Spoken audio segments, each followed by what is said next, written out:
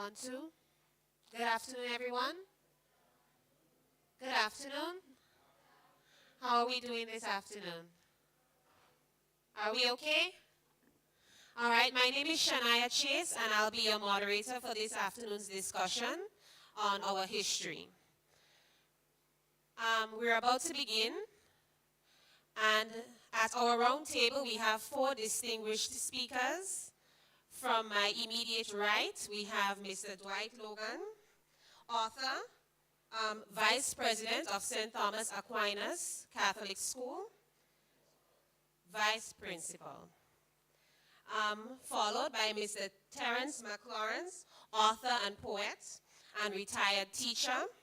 We have also Mr. George Prime, attorney at law, former Minister for Carriacou and Petit-Martinique Affairs and Local Government and former magistrate. And at my left, immediate left, we have Mrs. Amanda Jack, MSc, author and lecturer at TAMCC Six Roads campus. To begin, we would start with Mr. Prime, who would give us an overview of our history. Please welcome Mr. Prime.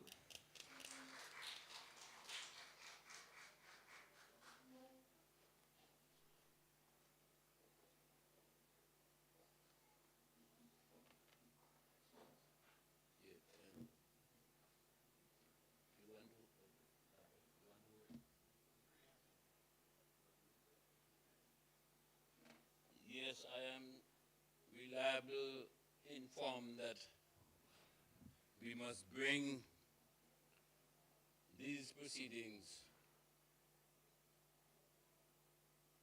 to a start by invoking the Lord. And who else I am so happy to have in my company, Sister Joan Postle. Can Sister Joan Postle lead us in prayer?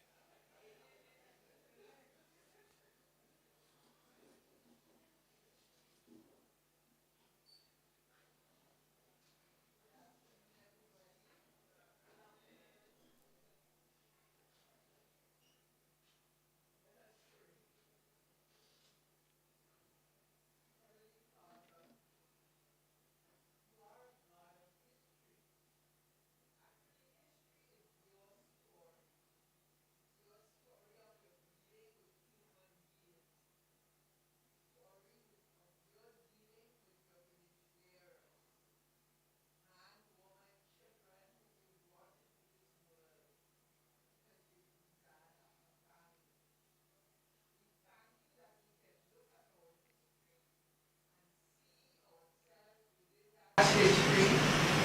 We thank you that we can go back in time and see the good things and the not so good things and yet celebrate who we are as a people. So we thank you for history today, Lord. We thank you as we use this day to recall some important events in the history of Petit-Martinique, Carriacou, and Grenada. We invite the presence of the Holy Spirit to be with us and with us, the listeners. We thank you and we praise you in Jesus' name. Amen.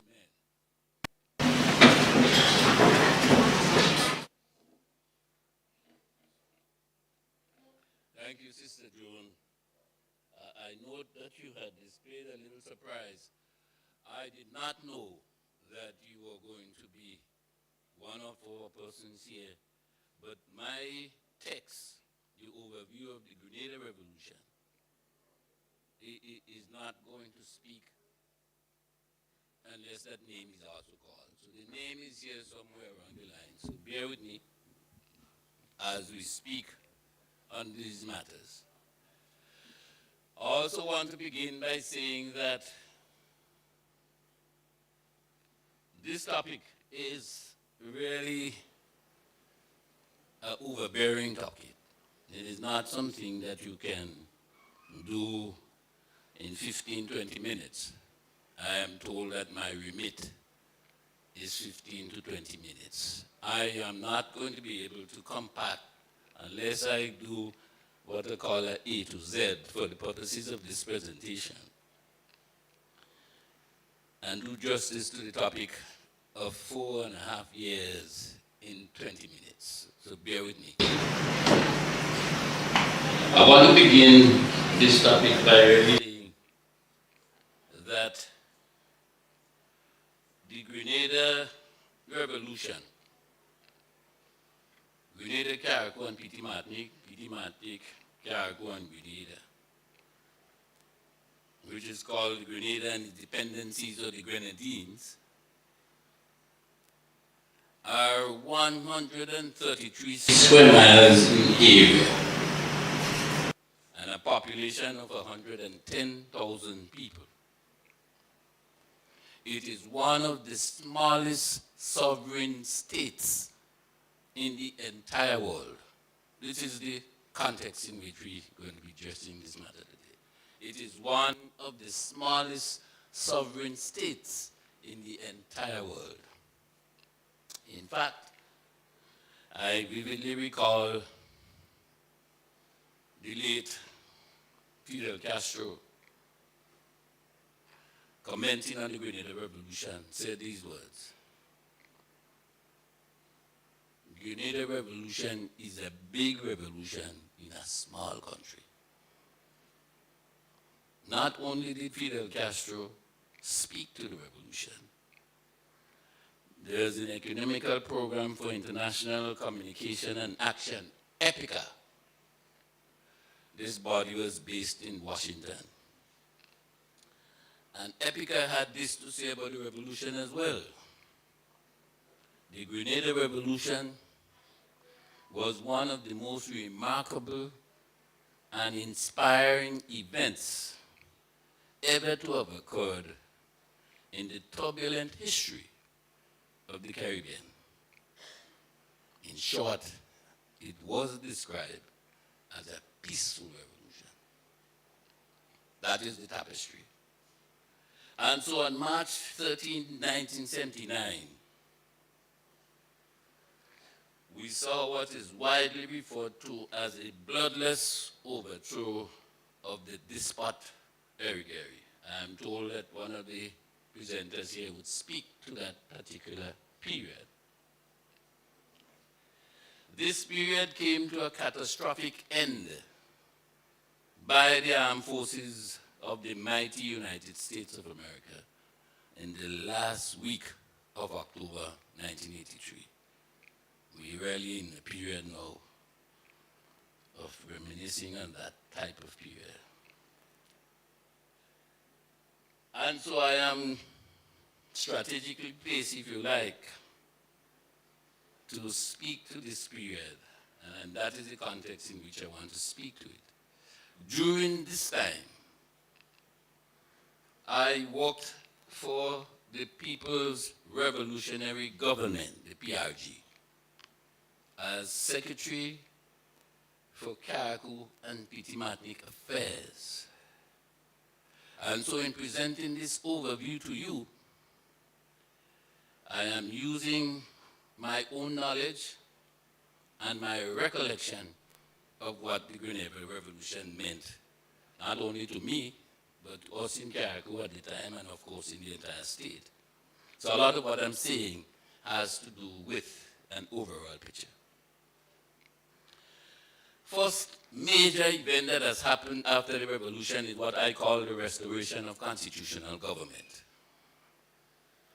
At a major rally at Queen's Park, some of you may recall, the revolutionary leader, Maurice Bishop, announced the formation of the PRG, and he promised the following. He said, we would return to constitutional rule at an early committee, and to appoint a consultative assembly to consult with all the people for the purpose of establishment of a new constitution, which will reflect the wishes and aspirations of all the peoples of Grenada. This new constitution will be submitted for popular approval in a referendum to the nation. It was intended to encompass all classes and all strata of the society. That was one of the first major speeches at Queen's Park. Naturally, a period of consolidation after the overthrow of the late Gairy. We saw the appointment of a Constitution Commission. The concept of popular democracy, it is then stated fully, should be reflected in the provisions of the Constitution. And essentially, it was to facilitate continuous popular involvement of the people.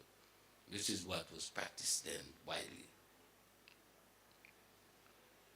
The creation of democratic institutions for popular consultation and preparation, I style it that way.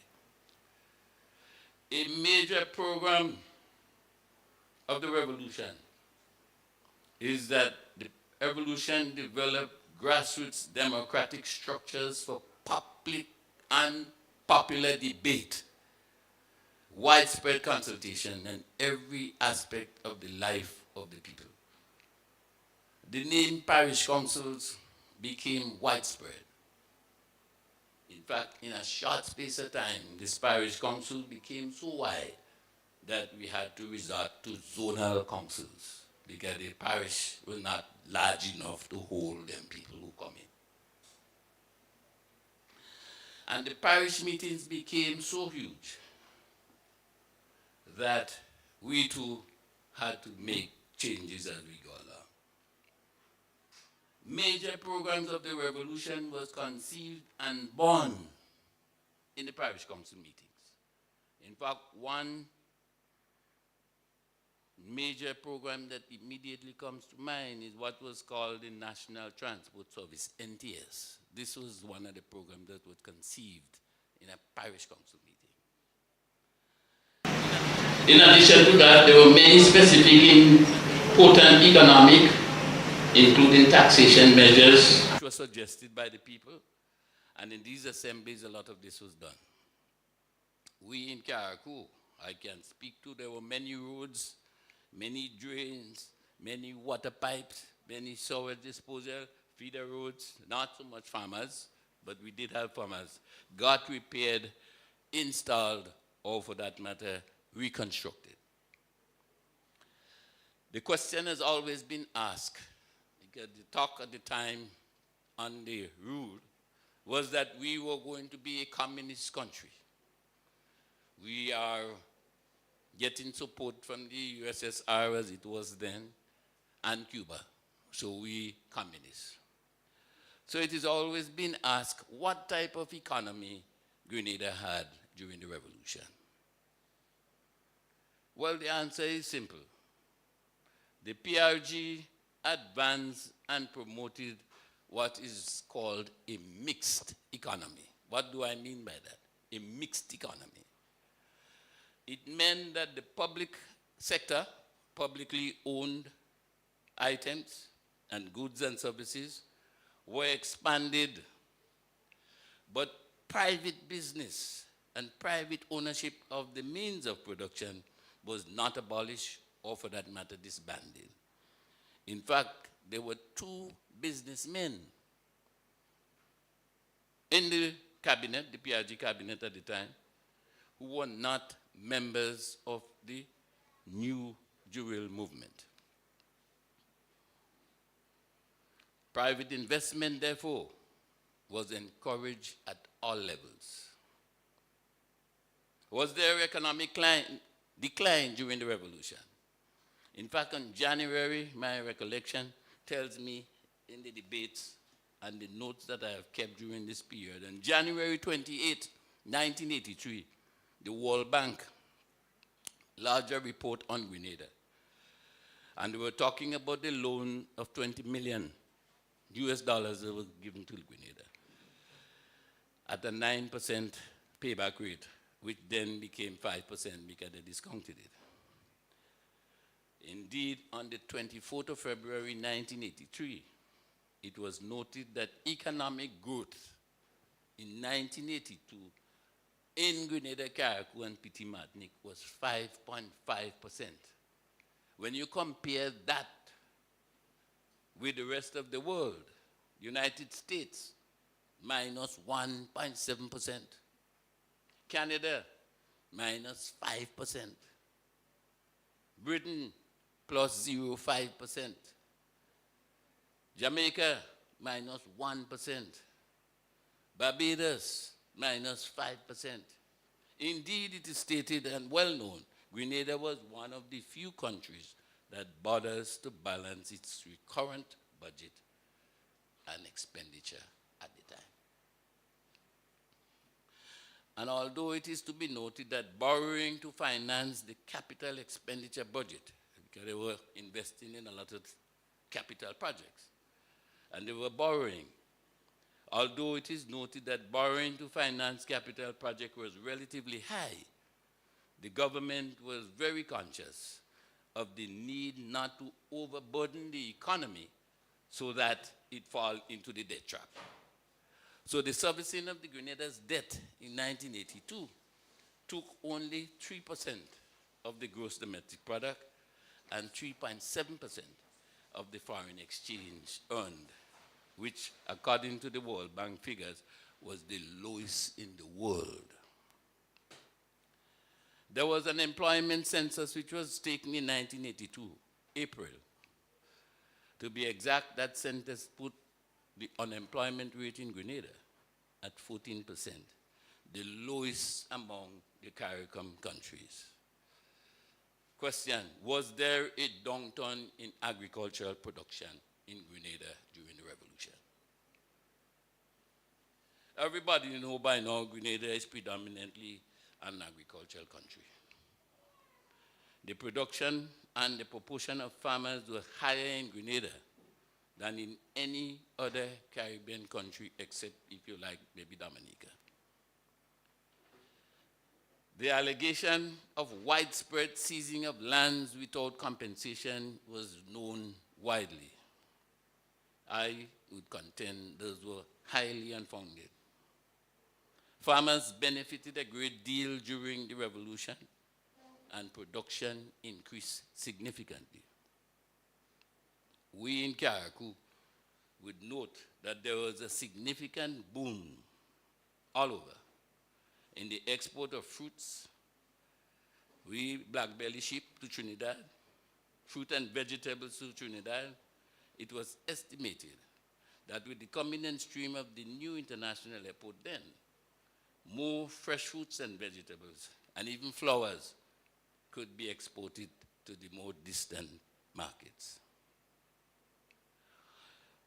It is equally well known that our farmers have always faced the problem of uncertain markets for their crops and the high prices merchants charge for imported fertilizer.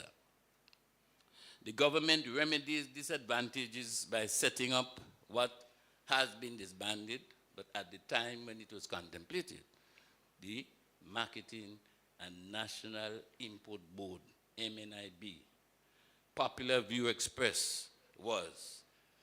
This institution not only purchased locally grown foodstuffs for export and for local and retail trade as a means of reducing prices of financial and essential imports, fertilizers were imported for resale to farmers at reasonable prices.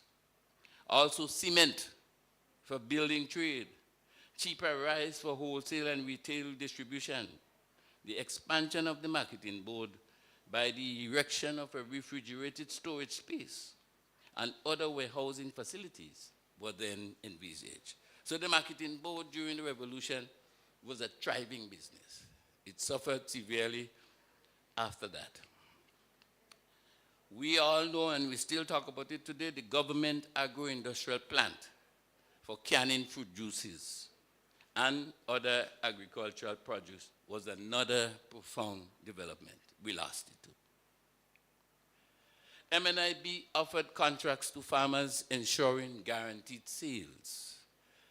This did not stop farmers from selling their produce in the market either directly or to traffickers.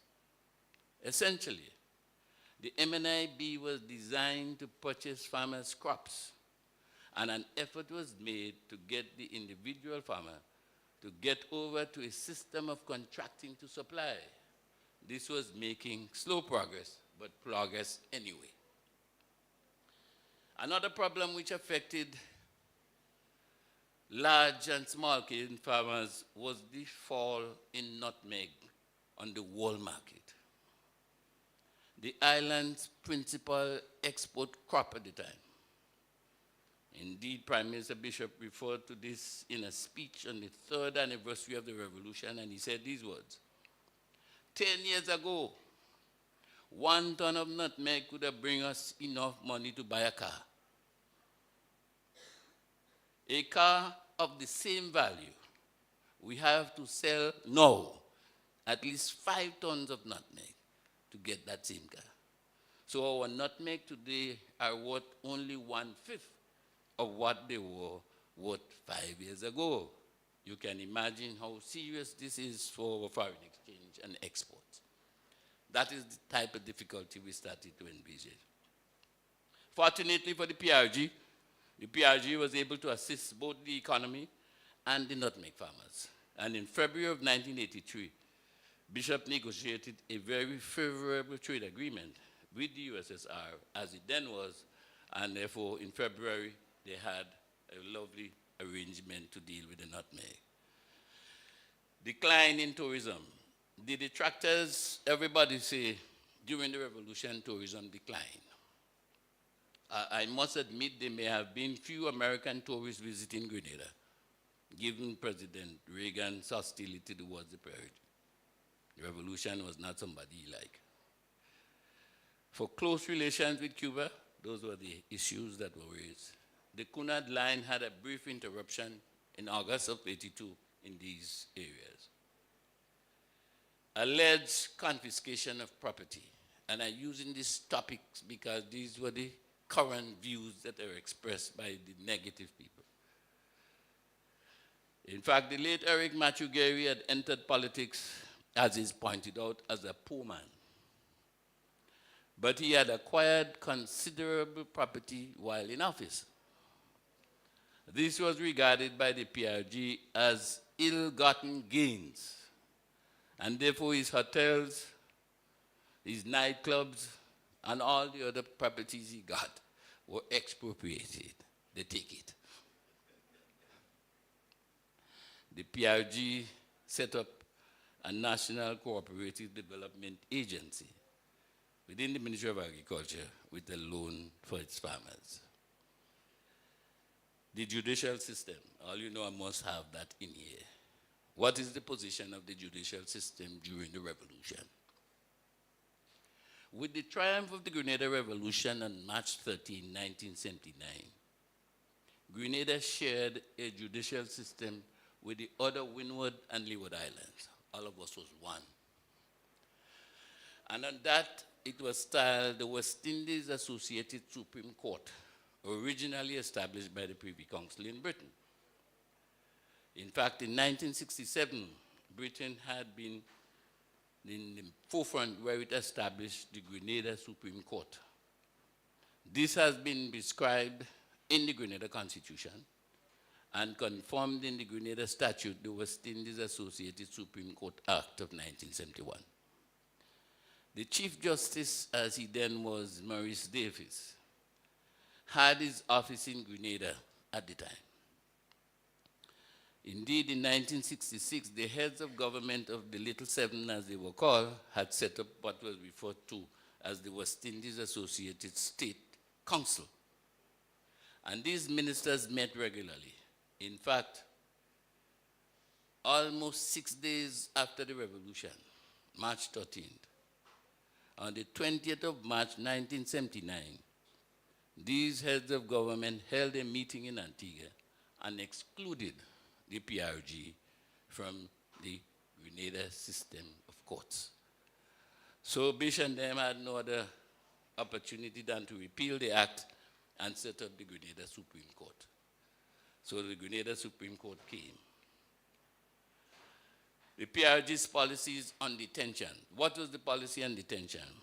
Any regime that has come to power, as it is sometimes said, by physical overthrow of previous regime, expects supporters of the old regime will seem and want to use unconstitutional means to restore the status quo. A lot of Gairy fellas and them did that. The revolutionary government has taken steps to consolidate its position, and the PRG did detain persons without trial, and this is not to say there were not cases which was not justified for detaining people. You may see later in public. Did the PRG, you say, this is a topical one, but I put it in just for the purposes of complete. Did the PRG restrict religious freedom? Anybody could say, did the PRG restrict religious freedom? Well, I want to state publicly that the great majority of supporters of the revolution and the NGM were religious. There is no hostility to religion. At no time during my sojourn as Secretary for Carriacou and Petit Martinique did I ever detect or hear of any expression of hostility towards religion or observe any attempt to obstruct religious activities. As far as I'm aware, the traditional religious holidays were recognized. It would come to you as no surprise if I say to you that one of the leading members of the RMC, which I would say a few words on in a while, Bogo Cornwall, during the imprisonment by the Americans, he get a degree in theology. He go and study theology as an external student at the University of the West Indies. So categorically you could say, and we have young people here now, don't say the revolution stopped people from praying. That was not true. They had a lot of talk like that. Dwight, you know that too. The workers' classes. This was a timely program for workers in the state. Indeed, there were blessed memories. I always speak to the late Edwin Steele Fries. He was one of the champions for workers' classes in Carriacou at the level of the ministry. This was one of the ways, and Sister Joan mentioned it even in the prayer, were the development of the individual and the Grenadian and the Caribbean history. We needed those things to put us into the framework. Social improvements were far and wide. I was favorably impressed with the PRG education reform program, which is called NISTEP, where you pay in schools the issue of free education. That too receive its own criticism, but that is where it is. I want to say a few things on the bishop leadership qualities assessed and the joint leadership.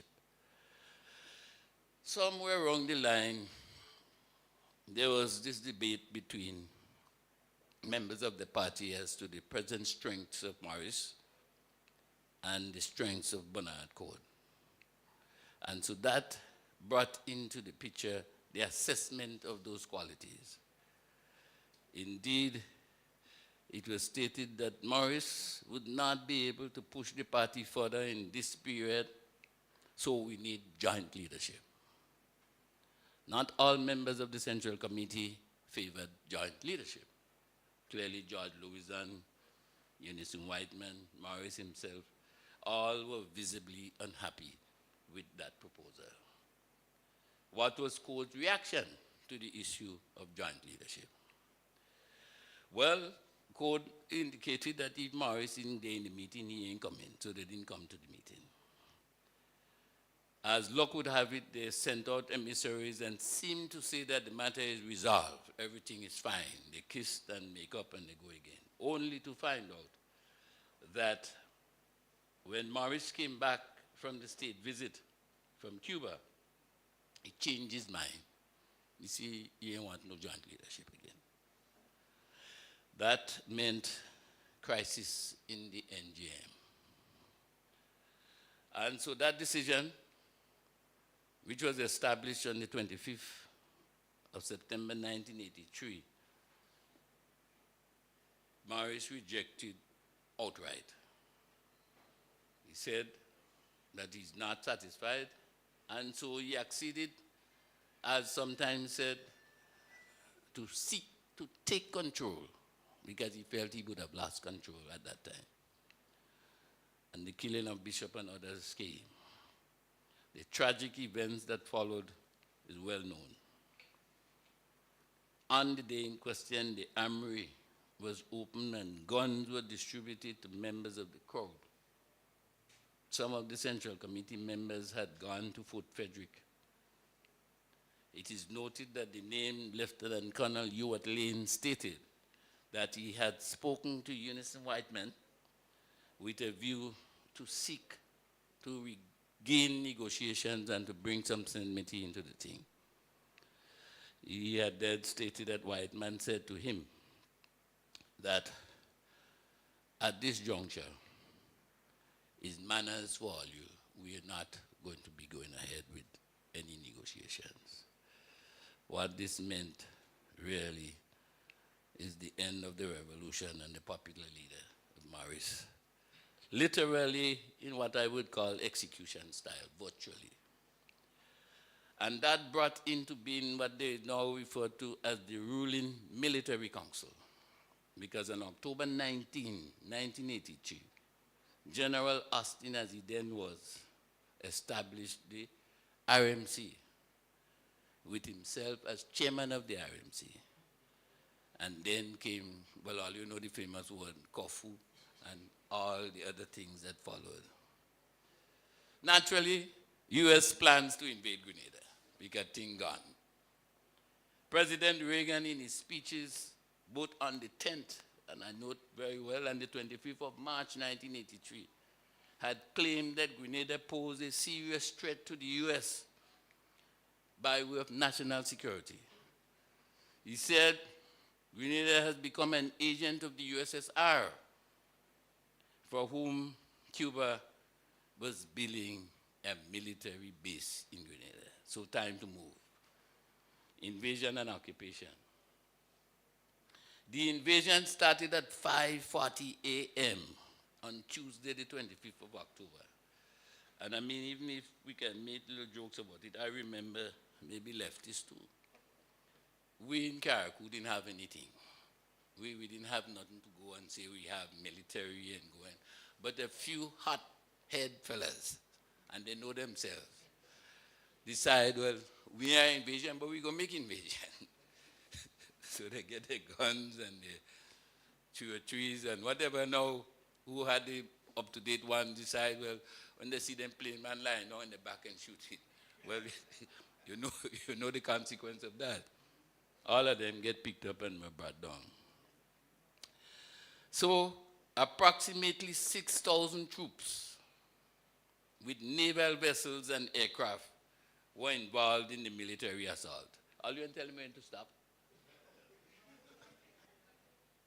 Yeah. I have a few, I'm going to cut short here, just a few of these things. So, the installation of a new government. As soon after the invasion commenced, Sir Paul Schoon indicated and installed a de facto government. He claimed that he was the acting constitutional man. On November 15, 1983, he appointed an advisory council. And I'm happy to say that one of the members of this advisory council is present with us today. Every time I see Jonah, I don't even think she understands. A certain feeling of happiness does come, because a lot of the meetings that take place to bring semblance to Grenada society take place in Tantin, headed by Joan. So Sister Joan and I are not political friends. We're friends and family long time. Praying, walking, and so on. That advisory council performed wonders. I too recall going to Sir Nick and saying to him that, listen, all way I go, I can't get a job. What can you do? He said, boy, if I were you, you guys are young fellas, I would go back. I hear your daddy tell me you didn't complete your law, you only take the degree and you come down, go and finish your law and come back. And I'm glad I did that in truth. Economic relations with several countries were terminated. Arrangements for fresh elections were taken. On the 3rd of December 1984, again, we saw the functions of government. Then came the charges that were laid against PRG and members of the NJM. And then we have the partial restoration of the Grenada Constitution. I came to the realization I talked long already, but I want to stop now because all the others here, and they will tell you. So thank you for listening, and that's the best I could do in the short space of time given to me.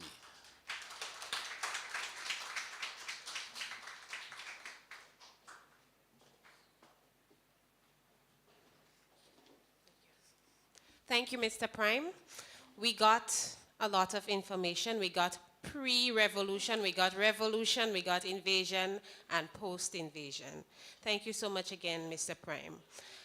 Next, our next speaker will be Mr. Terence McLawrence, and he will be speaking on the history of Sir Eric Matthew Gairy and what led to the revolution. So let's once again give a round of applause for Mr. McLawrence. Thanks.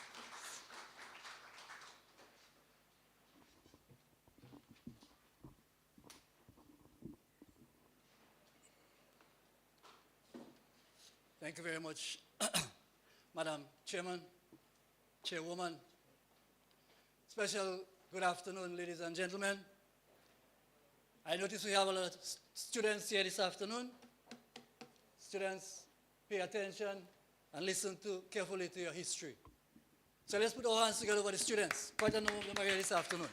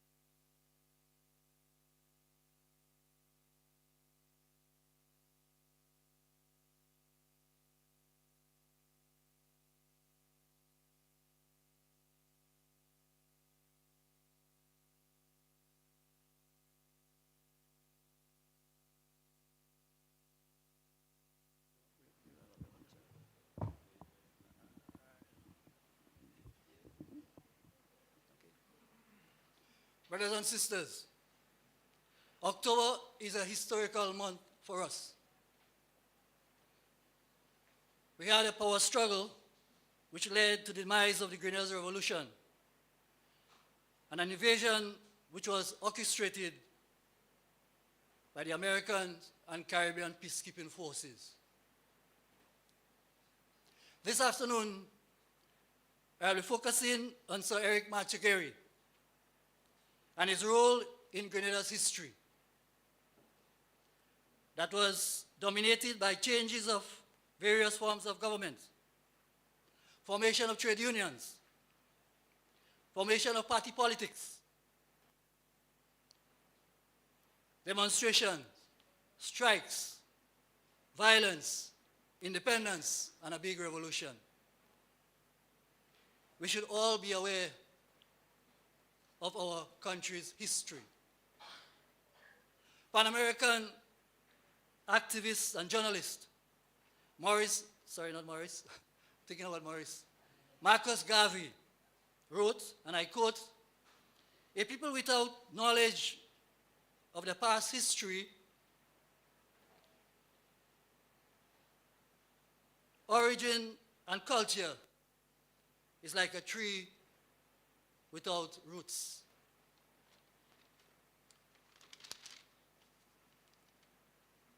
Without history, we cannot undertake any sensible inquiry into the political, social, or moral issues of our society.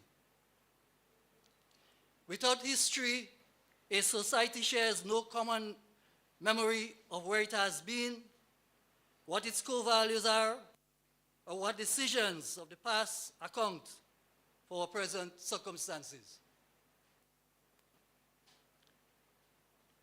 Our history makes us better decision makers and teaches us of a working understanding of change. It is therefore imperative that our citizens, especially our young people, have some knowledge about our history.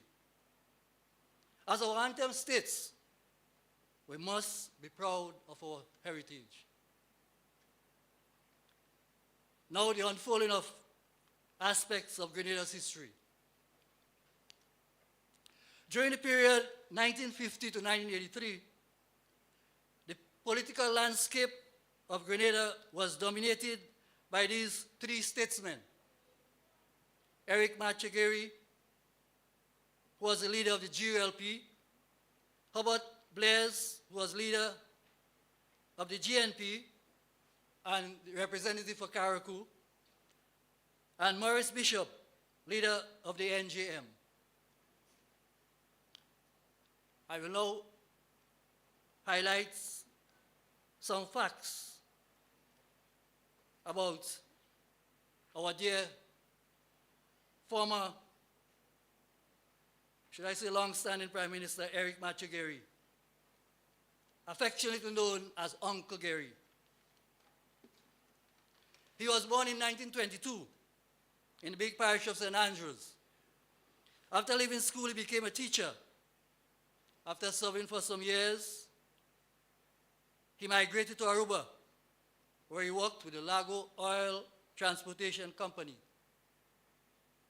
He returned to Grenada in 1949 and entered into the world of trade unionism and politics.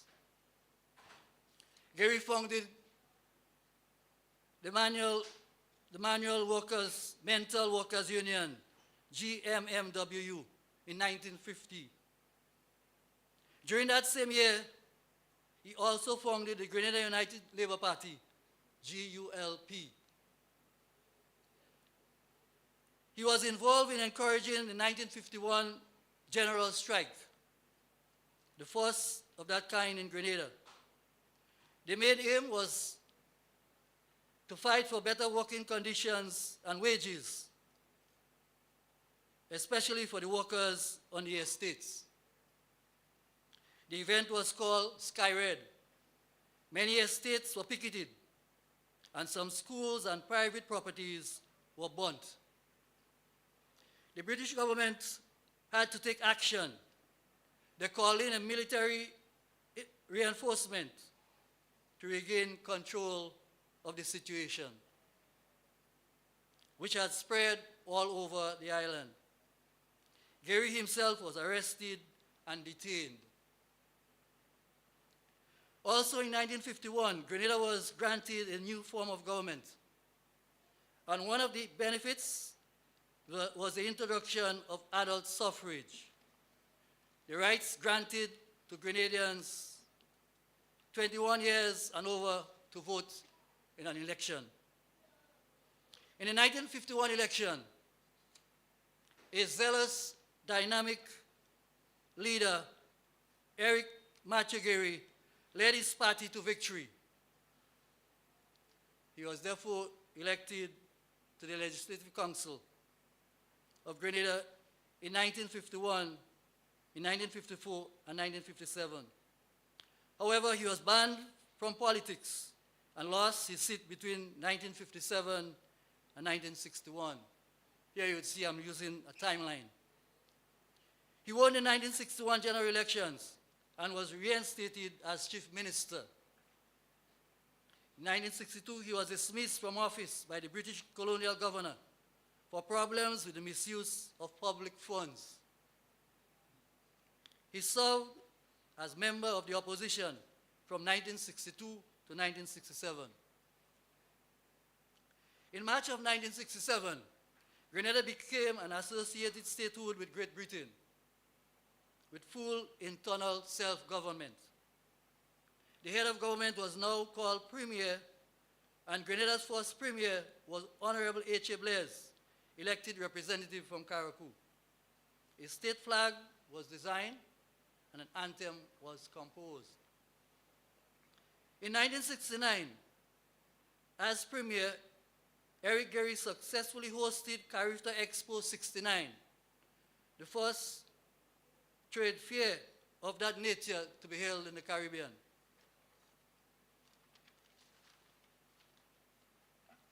In the 1970s, Gairy began to make advances to Great Britain in order to acquire independence for Grenada, although he faced considerable opposition from his own people.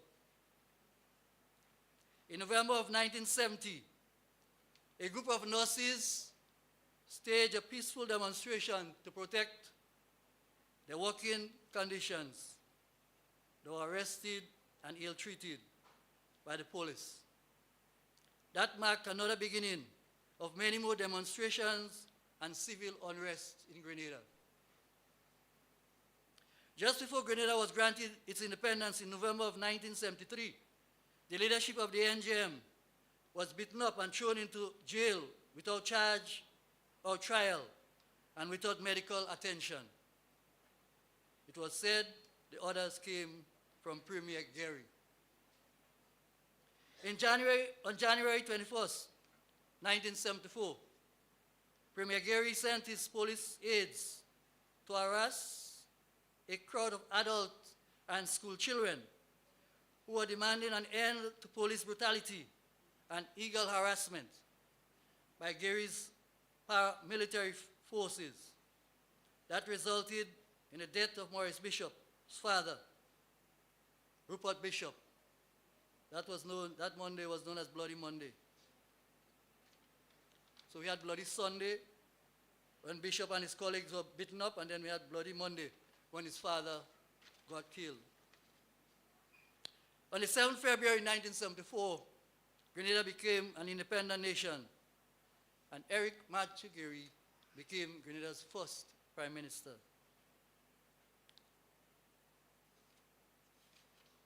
Amidst a general strike throughout the country against independence and the government.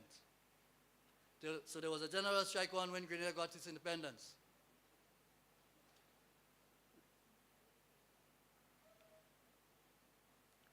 So the independence flag was hoisted using lanterns and torches. In the 1970s, we also had the Duffus Commission. It was an inquiry into the breakdown of law and order in Grenada. Two of the findings: one of Grenada's top police officers should not be in office. Two, the police officers were taking direct order from Gairy, whose main aim was to harass members of the NGM and other citizens who spoke up against his regime. In an effort to defeat the Gairy's regime, an alliance was formed, mainly between the GNP and the NJM, the New Jewel Movement. It was done for the 1976 general elections. That formation was done for the 1976 general elections. They were really trying to get Gairy out. However, they were defeated by Gairy's GLP, 9-6. Some claimed the election was rigged. In 1977, we had Grenada's Easter Water Parade, which was planned and executed by the Gairy's government. It was mainly aquatic sports. Sand was brought into the carronage, and the carnage was turned into a beach. It was quite evident that during his tenure in office, Gairy used his mongoose gang, otherwise known as the Green Beast, and his secret police to harass and brutalize those who spoke up against his wrongdoings. Finally, on March 13, 1979, the Gairy's government was overthrown by members of the NJM led by Maurice Bishop. So Eric Matthew Gairy, as a nation builder, positive. He formed the party GLP. As a trade unionist, he fought for the working class, better wages for the working class, and conditions for the working class. As premier, he hosted Character Expo 69. He successfully planned and executed Easter Water Parade. He tried,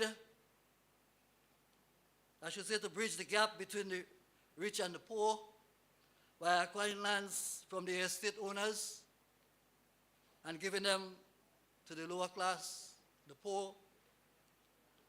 He said he was giving land to the landless. That program was called Land for the Landless. And finally, he led Grenada to its independence, the father of our independence.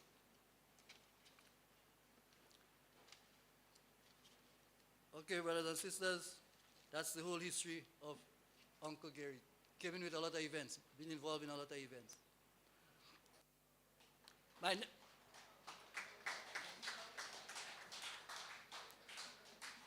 Thank you very much.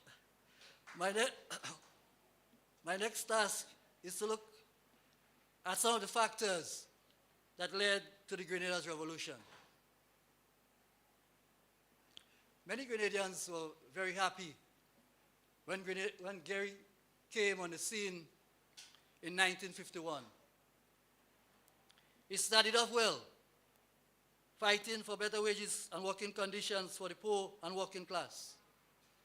But what happened later on, years later, the people became disenchanted. Gairy turned his back on them. Nothing had changed. Quite a number of years passed. One, employment was at its lowest. Wages were not increasing.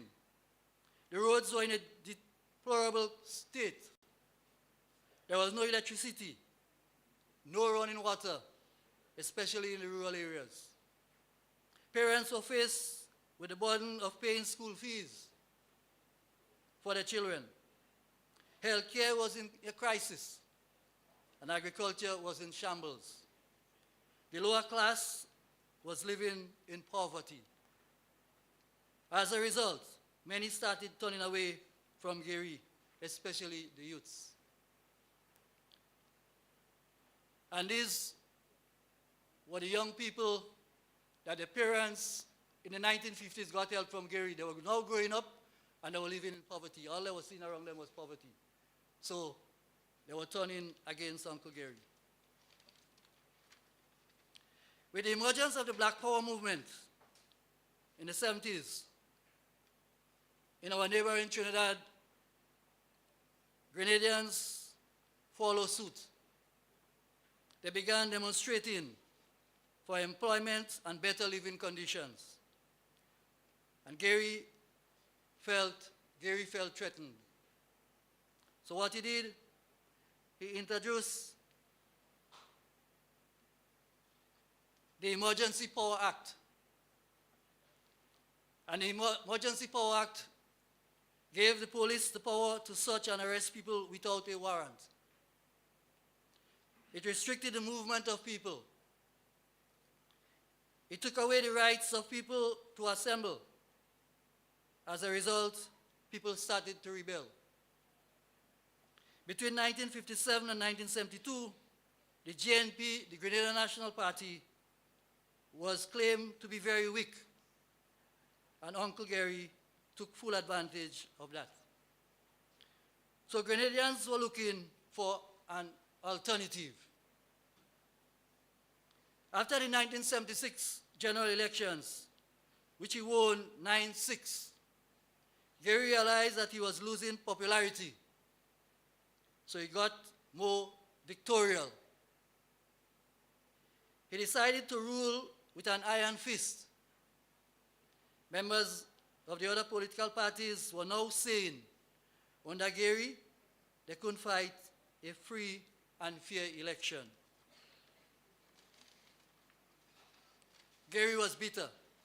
He was bitter with workers who opposed him. Public workers, including teachers, were transferred, demoted, or moved to various parts of the island, including Carriacou. People were tired of acts of violence and brutality by the Mongoose gang and Gairy's secret police.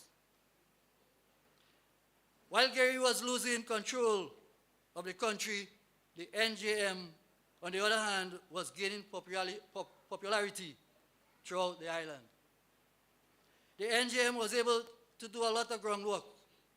They were able to mobilize and convince people, pointing out the wrongs of Gairy. They were well supported by the working class, by the trade unions, by the business sector, and by the young people.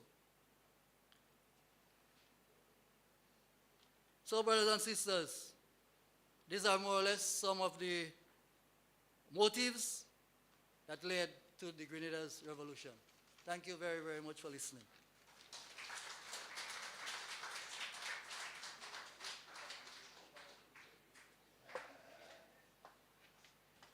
Thank you, Mr. McLawrence. So, I believe we were paying attention, and we saw that we got a breakdown of activities all the way up to 1979. Okay, so students, are we listening? Are we here? So before we go on to the next speaker, we're going to do a brief little activity for the students to make sure you're awake and aware. Roll them, roll them, roll them, roll them. Give a little. Roll them, roll them, roll them, roll them. Put them on your. Wiggle them, wiggle them, wiggle them, wiggle them. Give a little. Wiggle them, wiggle them, wiggle them, wiggle them. Put them on your. Right, so I see we're up and awake. The next speaker that we're going to have is Mr. Dwight Logan. And for us, he will be speaking on Maurice Bishop and the Revolution. Let's give it up for Mr. Logan.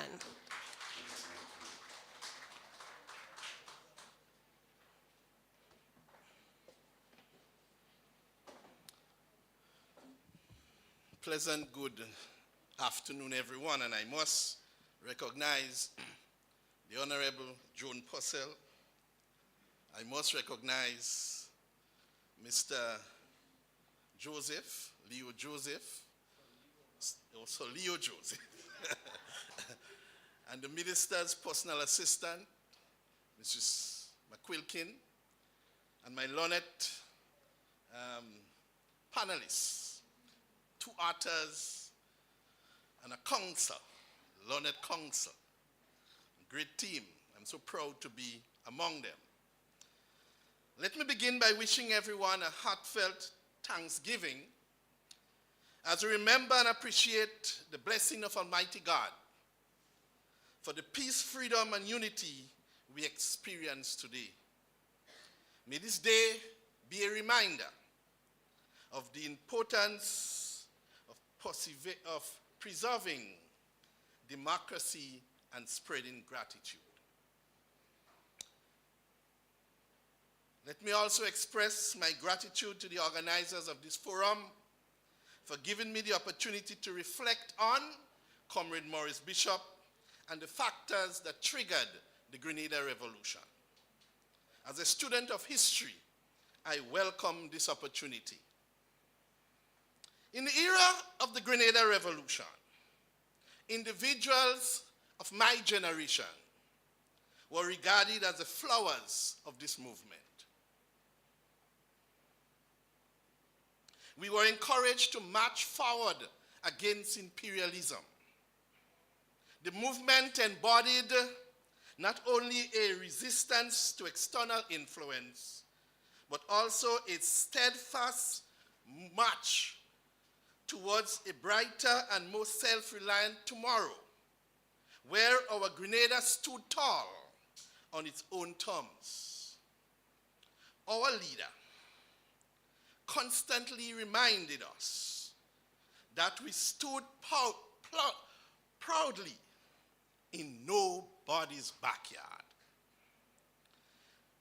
To help the students in our midst better understand, I will now simply simplify some of the terms I will be using during my presentation.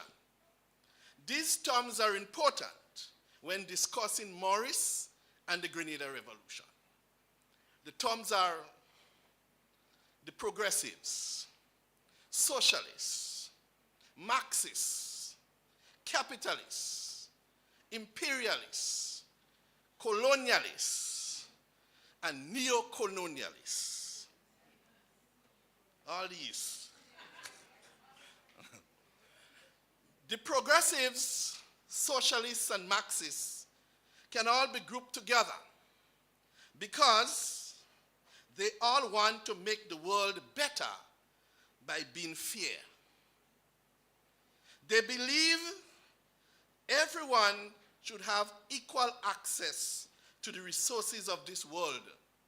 However, they may have different approaches. The Marxist is about making sure things are shared equally. So for example, students, if you build your house on 5 acres of land, and there are people in the society without lands to build a house, the Marxists will take lands from you to give to those who don't have. Everybody should enjoy the resources of the world. While the socialists and the progressive movement were more about sharing things like schools and hospitals, they would say free education, health care for all. So in the socialist countries, there wouldn't be a hospital that a poor man cannot go to. Everybody should be entitled to same health care and same education. The capitalists, on the other hand, works differently. It's a system where people can create their own business and make money by selling things or offering services. In this system, you can accumulate as much wealth as possible. You can have 10 houses, 20 acres of land. Capitalist system. Imperialist system is when one country tries to be boss of other countries. And Bishop was against that. The imperialists. The colonialists refer to a historical period when one country established and maintained control over a distant territory or region. The days when we were ruled by England. And neo-colonialism is when one country tries to control or influence other countries, even though they are not officially in charge. It's a bit like being bossy and telling someone else what to do and when they should make certain decisions. I'm not calling the names of countries that Comrade Bishop and them used to refer to as the imperialists and the neo-colonialists. Big words. In the midst of the revolutionary passion that swept through Grenada, Carriacou, and Petit Martinique between 1979 and 1983, my generation emerged as the vibrant petals, symbolizing hope, energy, and potential of a brighter future.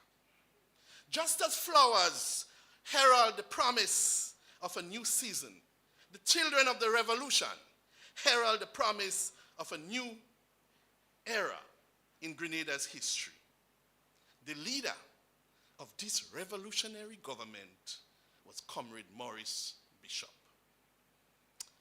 Maurice Bishop was born on the 29th of May, 1944, country of Aruba, the island of Aruba. For 6 years of his life, Maurice was raised in Aruba.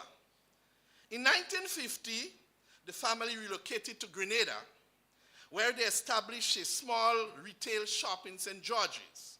Maurice initially attended the St. George's Methodist Primary School and was then transferred to the St. George's Roman Catholic Primary School after a year.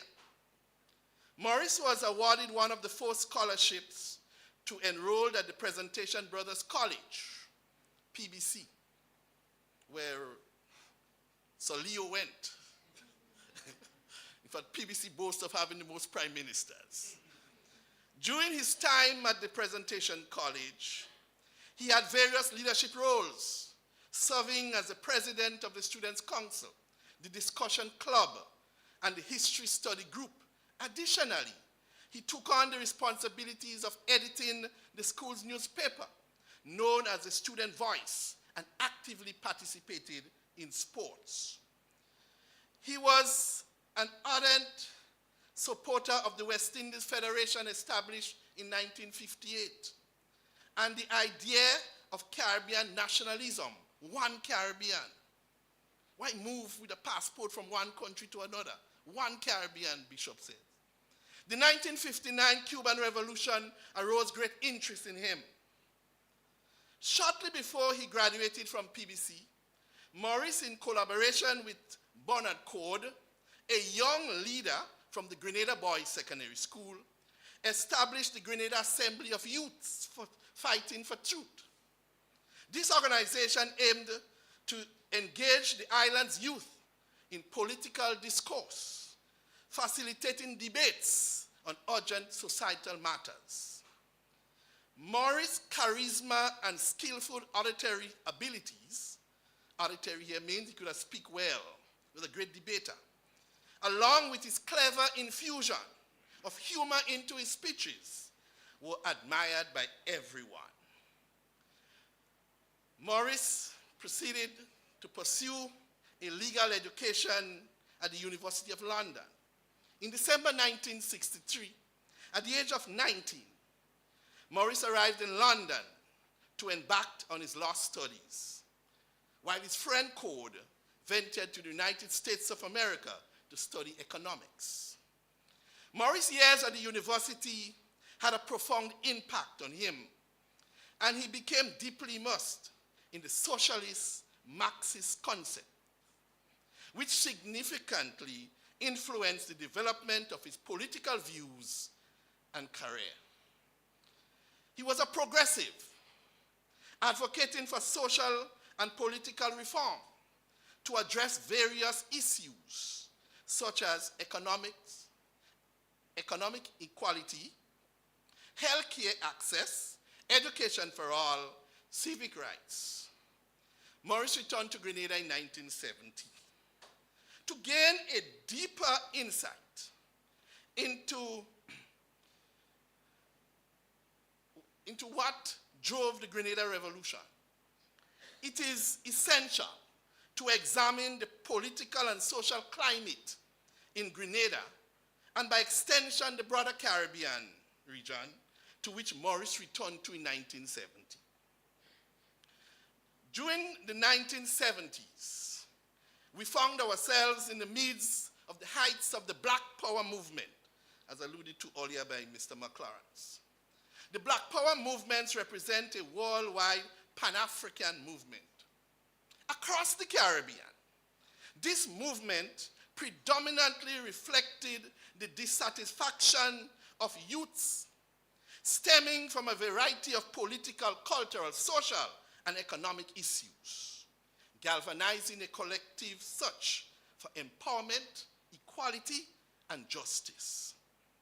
Intelligent and progressive young individuals across the various Caribbean islands were resolute in their efforts to challenge and dismantle the entrenched racial power imbalances. For example, only the Caucasian descent, white people, or those with lighter skin tone, were permitted to work in banks. The view among the progressives, Maurice included,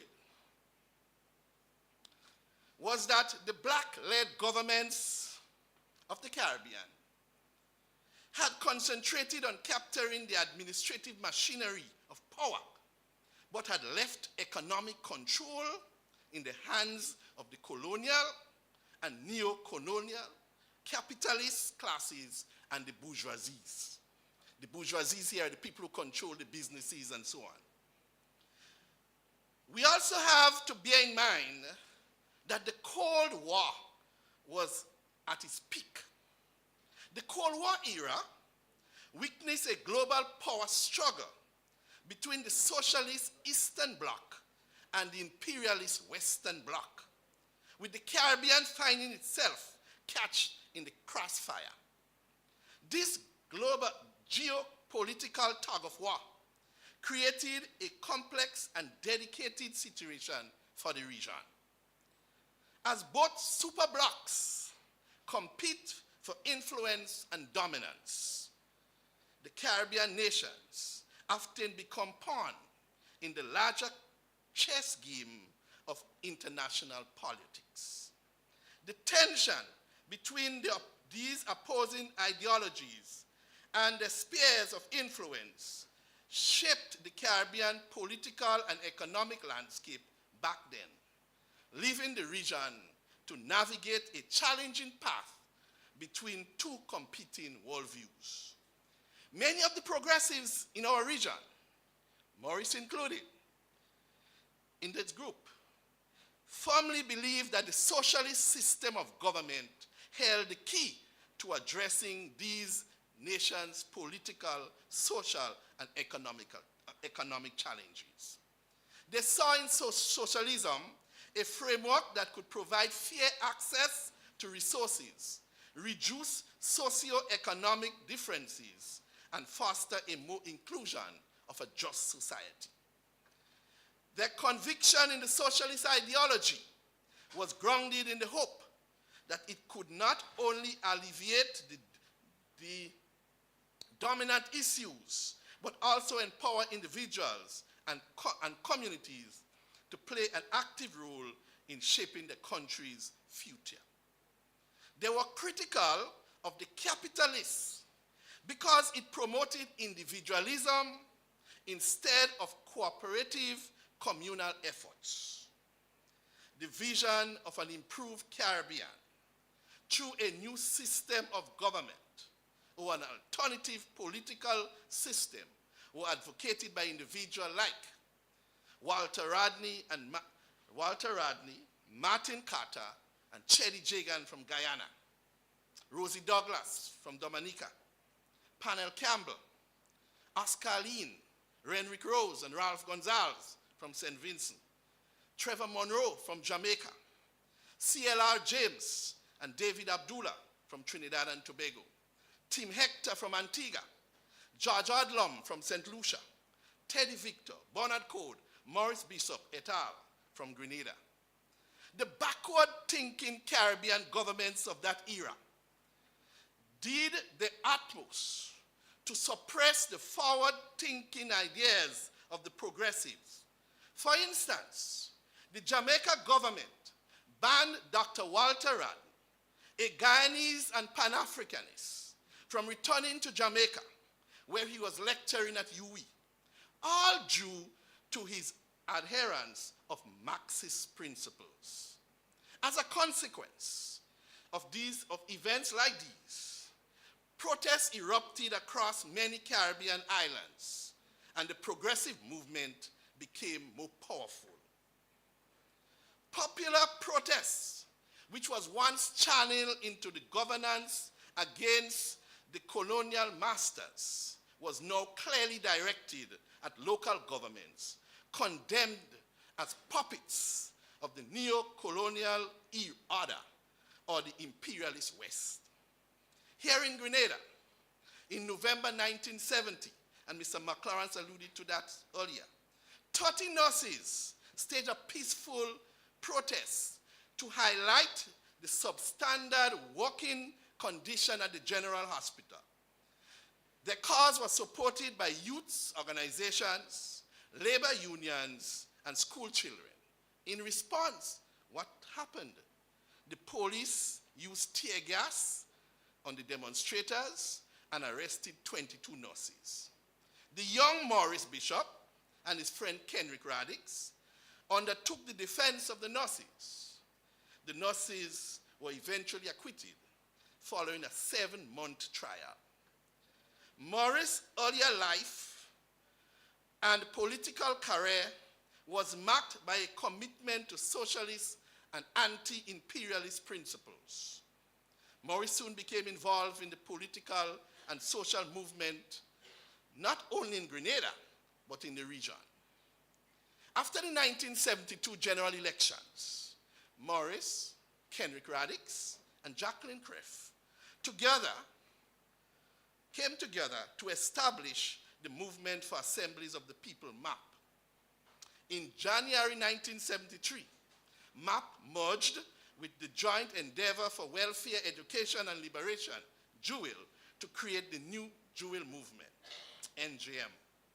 On reflection, the name New JEWEL symbolized a fresh beginning back then, a radiant hope for a better future, and a commitment to change.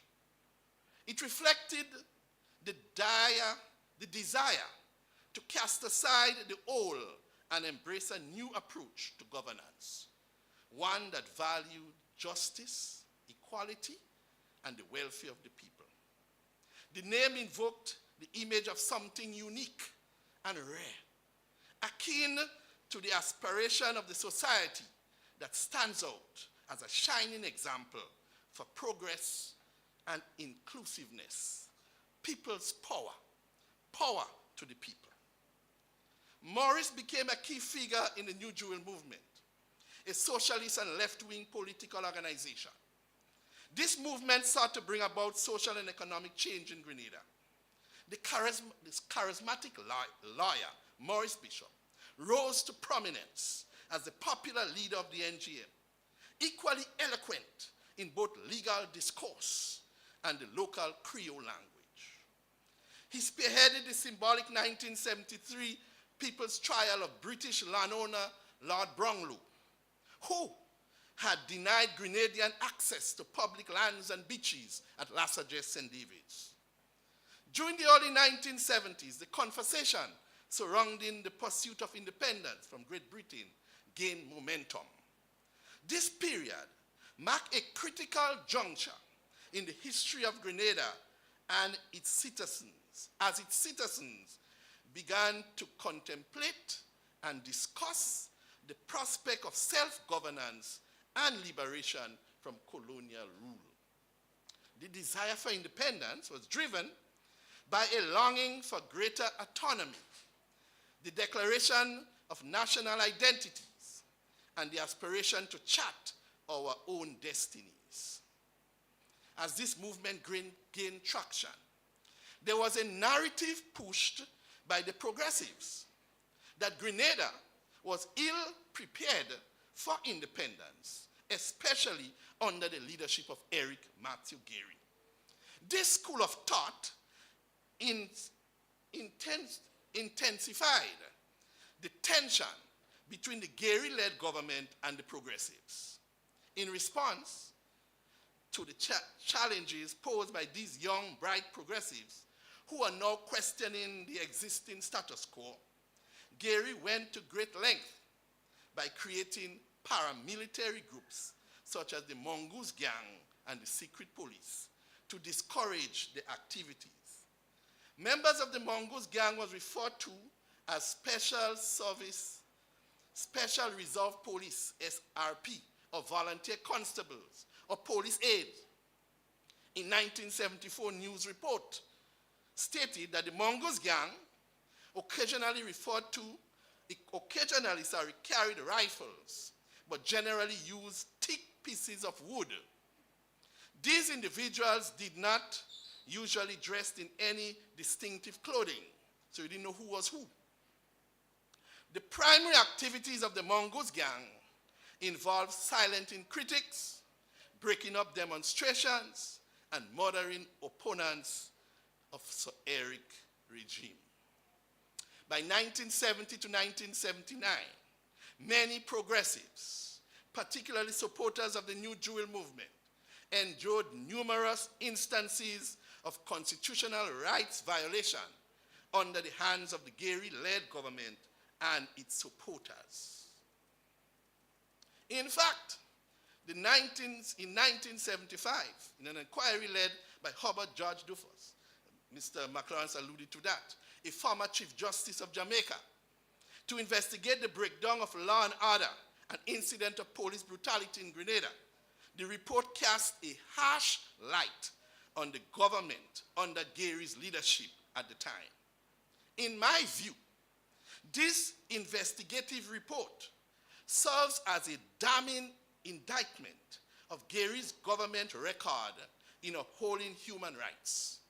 It exposes an alarming pattern of abuse and violation that transpired under the Gairy administration, raising critical questions about the respect for basic human liberties and the rule of law. The findings of this report bring to the forefront a troubling legacy of oppression, censorship, and the infringement of fundamental freedoms that the Gairy government either endorsed or allowed to persist. Maurice garnered additional support from the masses when in 1973 he and other opposition members were assaulted. These incidents later became infamous in Grenada as Bloody Sunday. And in 1974, his father was tragically killed by paramilitary forces loyal to Gairy. This tragic event will later be remembered in Grenada as Bloody Monday.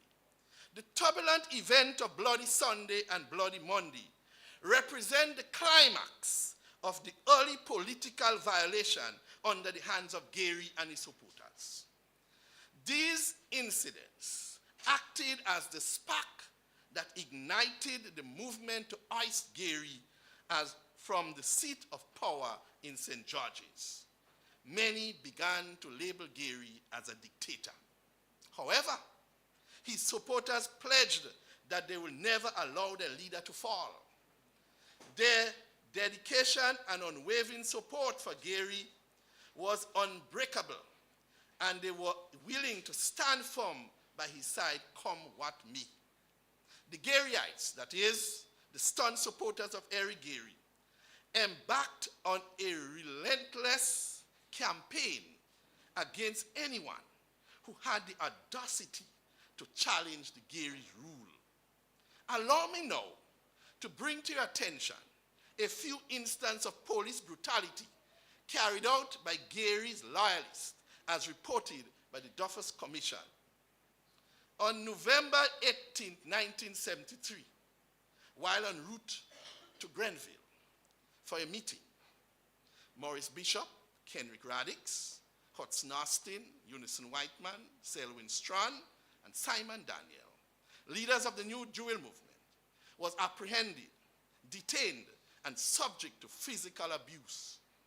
They suffered severe beatings and were subsequently transported to the police station. There, under the direction of Inspector Belma, their hair was cut against their will using pieces of broken bottles, glass bottles.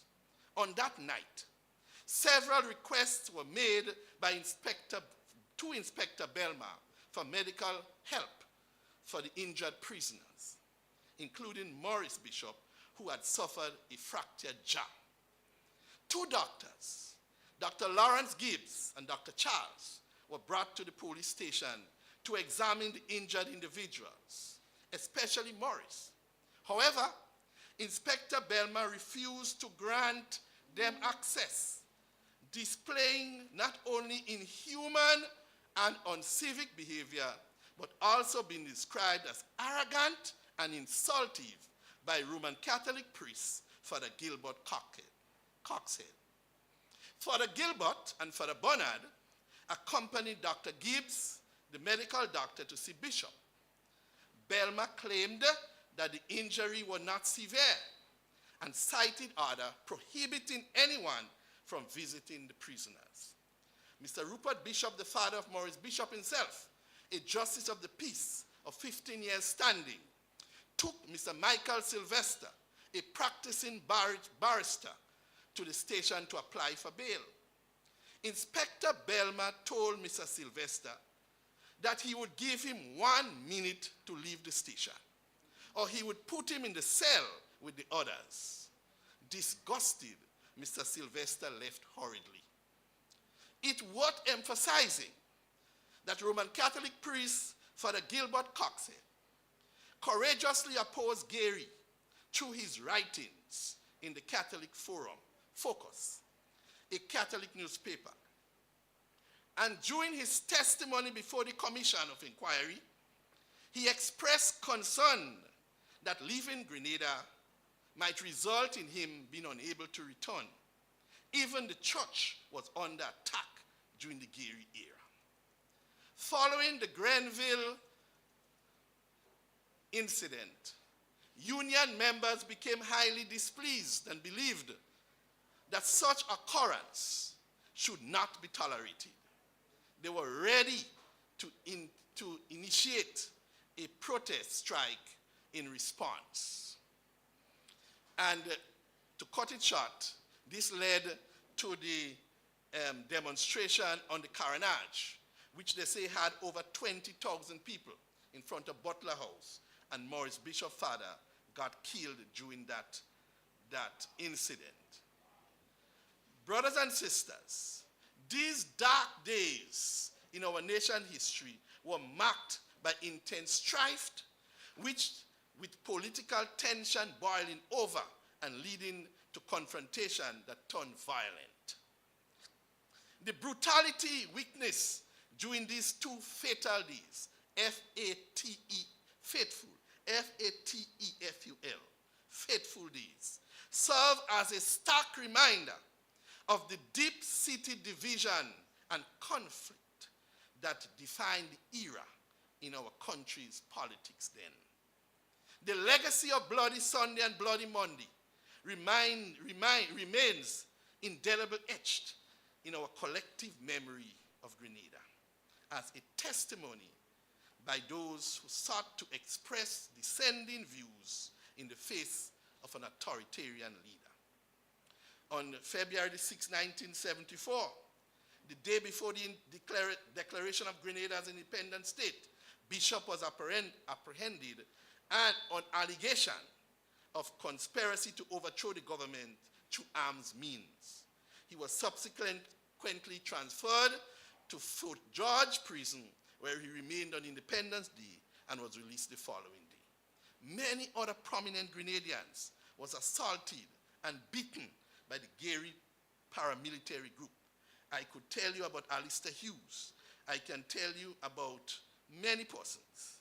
But I want you to listen to the story of Albert Rain, a gentleman I knew very well.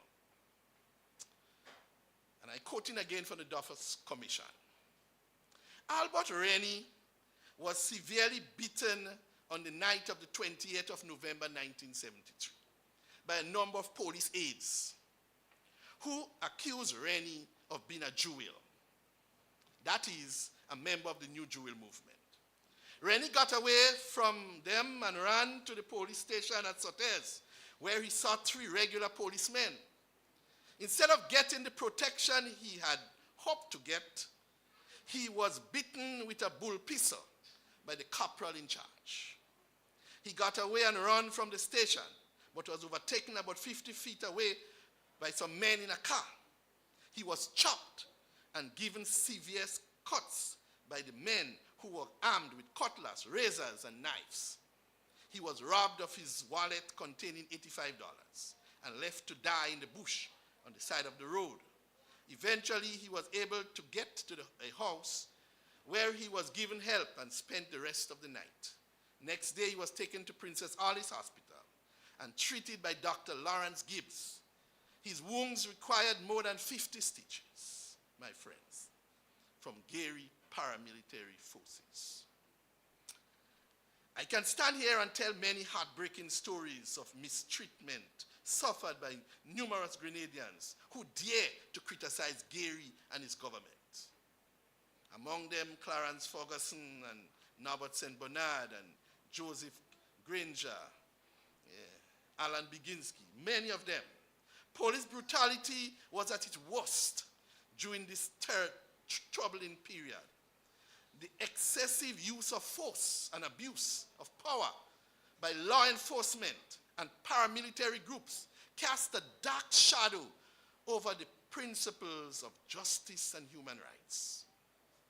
Communities were left in a state of fear and mistrust as instances of unwarranted violence and misconduct by the Mongoose gang and some members of the police force became alarmingly frequent. It was a time when accountability was really lacking, and the call for reform and justice grew ever louder. Suffering at the hands of Gairy paramilitary forces was a dreadful ordeal for many individuals during that turbulent period. The Mongoose gang operated with considerable impunity,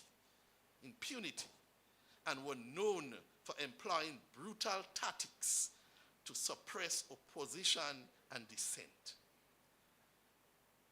In 1976, at the 1976 general election, Maurice Bishop ran for and secured the St. George's Southeast seat under the banner of the People's Alliance. He was subsequently appointed leader of the opposition.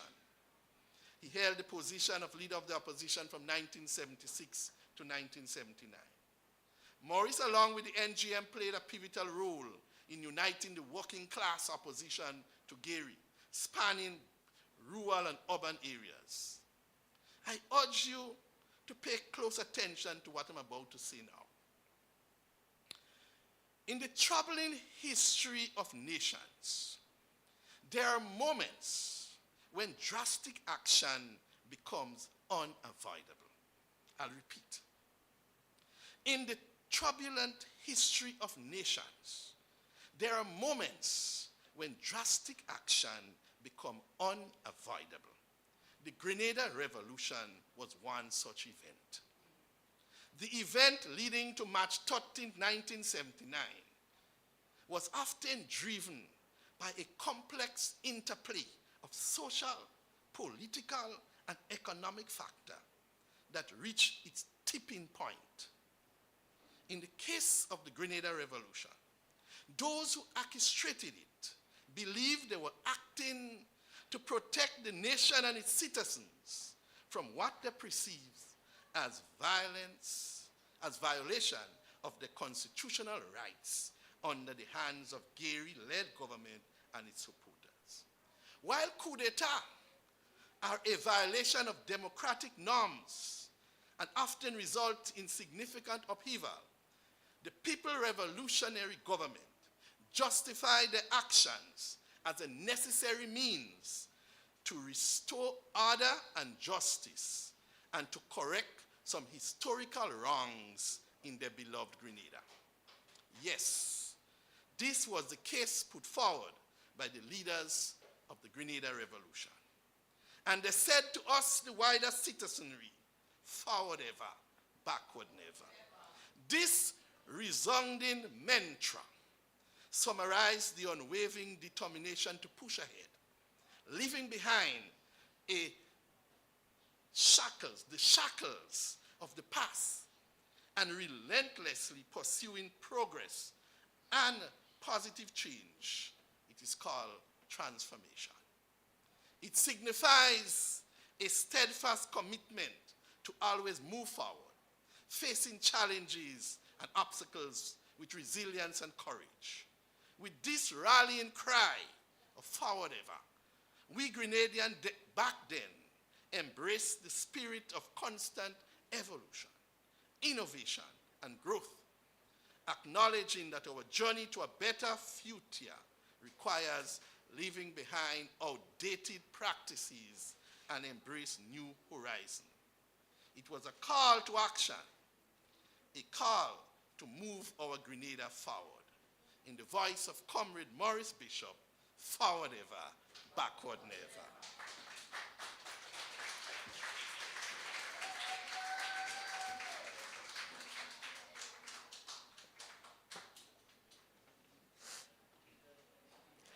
Thank you, Mr. Logan. I see that we enjoy that quote, forward ever, backward never. For this afternoon, we have one more speaker before we enter the questioning round. We have Mrs. Amanda Jack, who is going to speak on Grenada's invasion. Thank you. Let's welcome Mrs. Jack.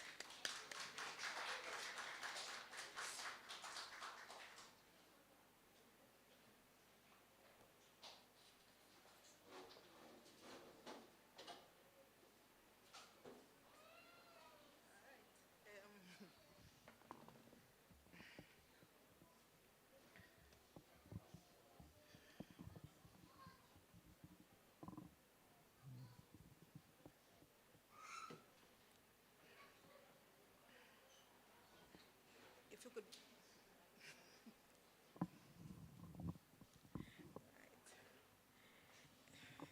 You could.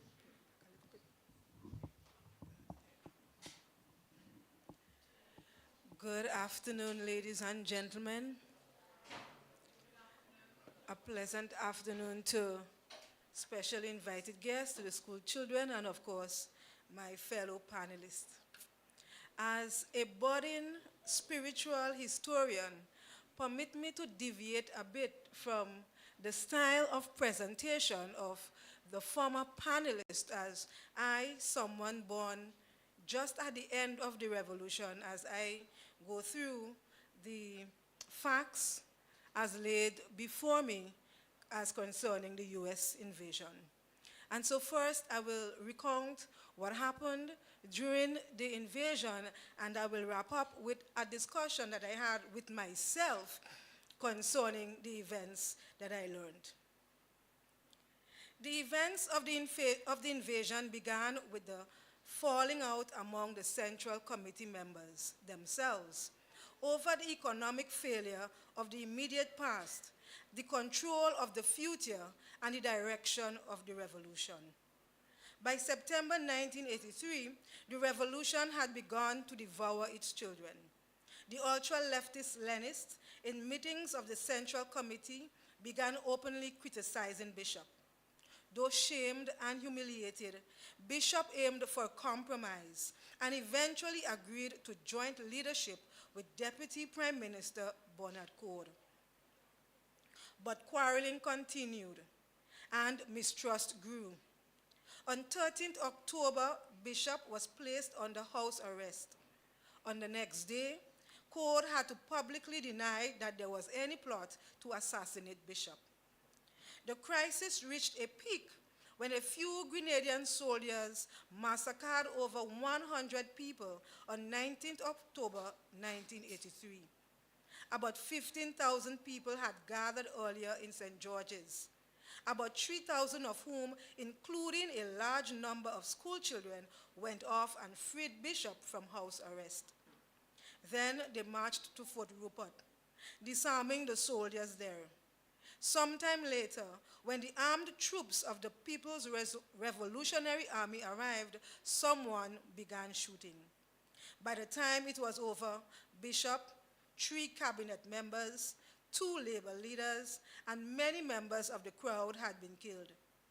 Bishop and most of the other leaders were in fact executed after being captured.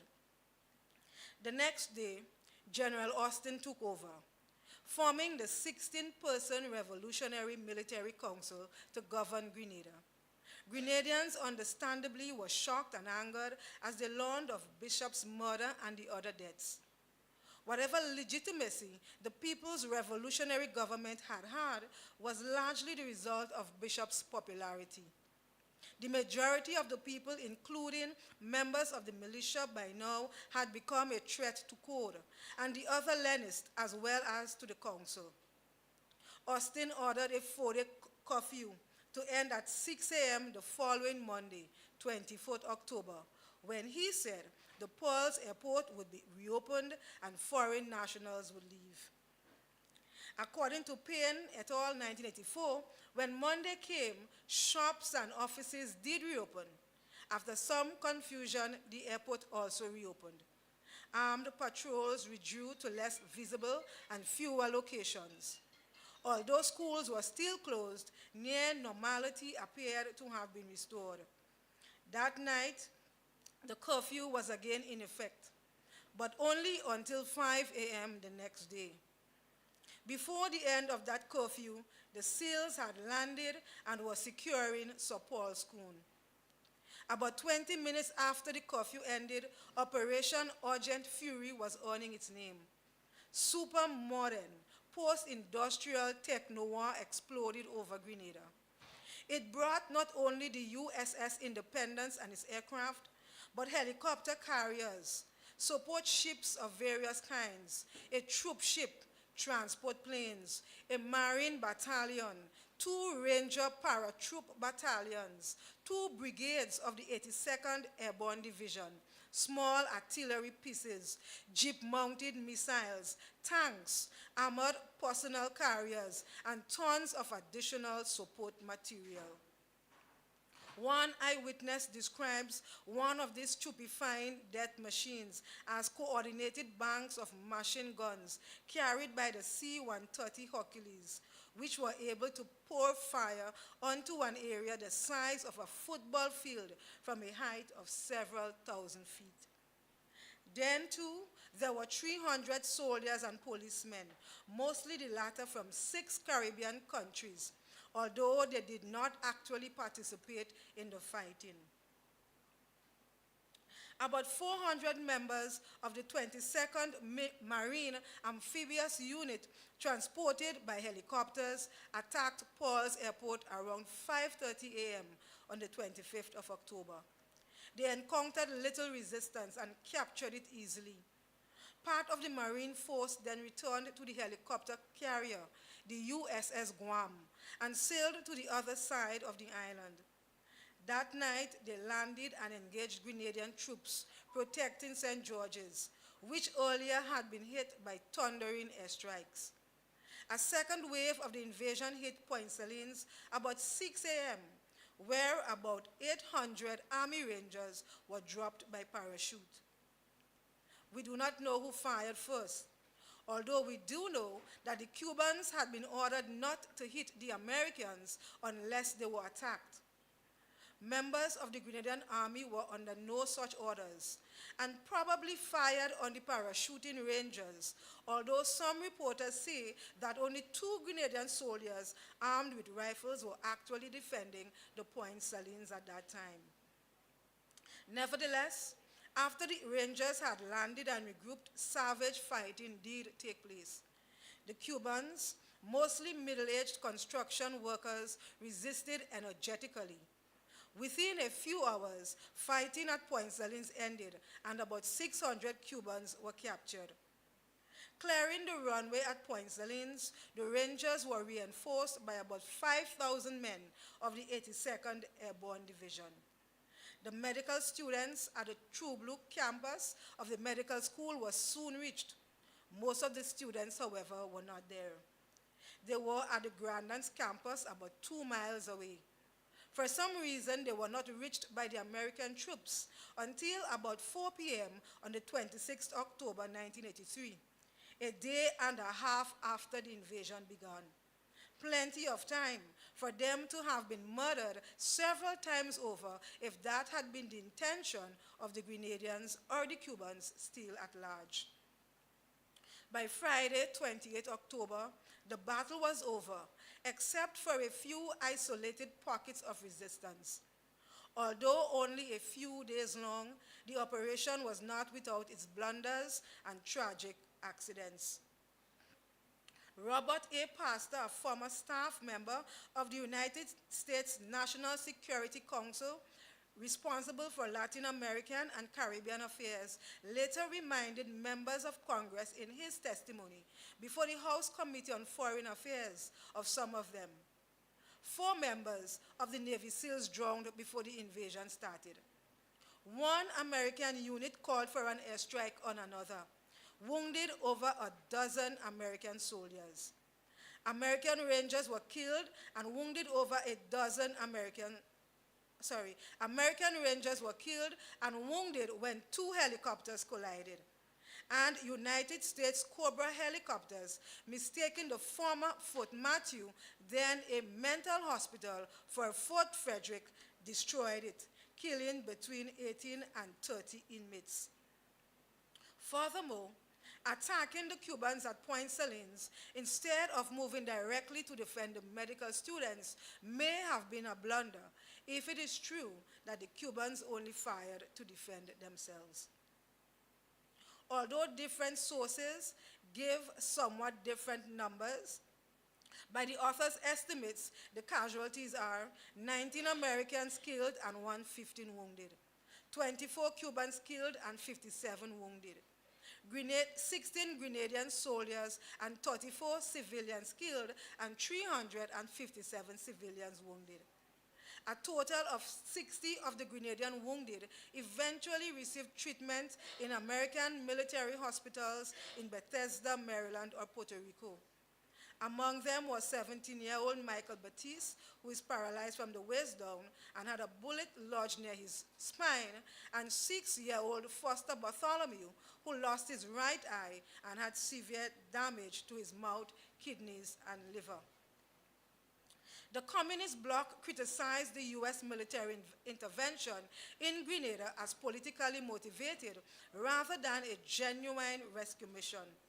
Some evidence supports the belief that the Reagan administration's fear of Grenada becoming a Soviet-Cuban base was false.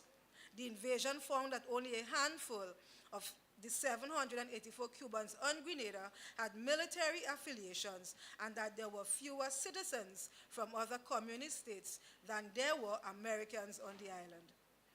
Additionally, unlike in Cuba, prior to the Cuban Missile Crisis, there was no discovery of advanced weaponry like jet fighters or missiles on Cuba. Criticism was not limited to communist countries. Britain also took issue with the surprise invasion. Prime Minister Margaret Thatcher declared that Western nations did not walk into other people's countries, criticizing America's use of force as violating an independent nation's sovereignty. Canada also criticized the invasion, disputing the Reagan administration's insistence that the invasion was necessary to protect Western students. It argued that since many students remained on the island in the weeks after the invasion, it was clear that evacuating students was not the primary concern of the intervention. And so my first question was why? Why an invasion? And I realized that by 1983, the problems of the revolutionary-led government was double-pronged. First, there was an internal dissent among those close to Bishop, and secondly, there was an external rift with the United States of America. History has proven that the way to defeat or tear down any organization is to use someone from within. Internal conflict has done more damage to organizations than external opposition could ever do. The catalyst for the invasion was the friction that developed between Maurice Bishop, the people's man, and Bernard Cord, the newcomer. Cord's group, the Organization of Revolutionary Education and Liberation, OREL, joined the NJM, but yet never assimilated into the parent body. Bishop was seen as soft by the Bernard Cord faction that wanted him to take a more hardline approach. Cord became dissatisfied with being deputy leader. He wanted a greater share of power. And so he made moves necessary to accomplish that objective. In 1982, Code resigned from the upper echelons of the PRG, citing leadership issues. This allowed him time to strategize, moving his people in significant positions within the government and army. Of note, Code's wife, Phyllis Code, kept her position in the Central Committee. So even while he wasn't at meeting, he was still at meeting. The major flaw of his plan, however, was discounting public support for Maurice Bishop. Code would bide his time till the last day of a three-day conference, September 14 to 16, 1983, to level charges against Bishop and then propose joint leadership as the solution. This new arrangement would see Bishop as the public face of the party to the public and on the international front, whilst Code would lead the party's developmental agenda. In a meeting on September 25th, Bishop seemingly conceded to the proposal of joint leadership after the Code faction went all out to prove their case. In all his contrivings, Code always insisted that the masses not be informed of the internal wranglings and proposed changes to the party. After returning to Grenada, following an overseas mission where he sought developmental assistance, Bishop was placed under house arrest in October 12th and tried the next day. 1 week later, on October 19th, he would be assassinated, giving the United States the pretext it needs to invade Grenada. In speaking to the American public after the invasion, President Reagan declared, "We got there just in time." If America was sincere in her desire to liberate the Grenadian people and defend the welfare of her people, she would have shown up to Grenada in the 4 years that Bishop ruled Grenada, not to put down the revolution, but to assist in the plans of the new administration. Recognizing the need for partners, Bishop had approached the US for help in getting the Grenadian economy moving. Not only did the US reject the many pleas for help, they dissuaded other nations from assisting. It was often Cuba and other countries from the communist bloc that would come to Grenada's aid. Bishop made a final plea for US help when he traveled to the US in July 1983, mere months before his assassination. Some would say that trip led to his downfall. Bishop was placed under house arrest on his return to Grenada following an overseas mission to Cuba, among other islands. Then came the events on the 4th, leading to a US invasion, an invasion that was criticized by many internationally. The Reagan administration gave 3 reasons for the invasion. Firstly, they claimed that Americans on Grenada, particularly the students attending the St. George's University Medical School, would be harmed from continuing social disruption on Grenada. As would have it, the students spoke to their parents, and these parents reached out to the president, telling him, "Do not invade. The children are safe." Additionally, it would take the army a day and a half following the incursion into Grenada to reach the students. The president also spoke about the militarization of Grenada, as it was intended as a means for future export of terrorism or revolution to its Caribbean neighbors. As such, of the armament of Grenada revealed just enough to furnish a small army. And finally, President Reagan said that the planned international airport at Point Salines was intended to be a future Soviet-Cuban military base when, in fact, the airport was being funded by England. Each reason was false, a pretext for a military strike on Grenada. So was the level of force used necessary? The answer is obviously no. A small island like Grenada was no threat to the United States. And so the level of artillery, the level of fighting that ensued was ultimately unnecessary to prove the point. And when did the Americans actually get involved? The OECS would invite the US to join the invasion for the conclusion of their meeting on October 21st. As it would turn out, the OECS invited the United States based on a missive received from the United States itself. If you would invite us, we would come. And so they responded, yes, we would like to have you, and the United States came. However, the US had actually insinuated themselves in the events in Grenada, having reached out to Barbados days prior on the idea of releasing Bishop from captivity. Additionally, the US naval ships were diverted to the Caribbean region around the 20th of October, 1983. Grenada in the aftermath. Following the invasion, there was the freeing of political prisoners who would later run and become part of the Grenada government.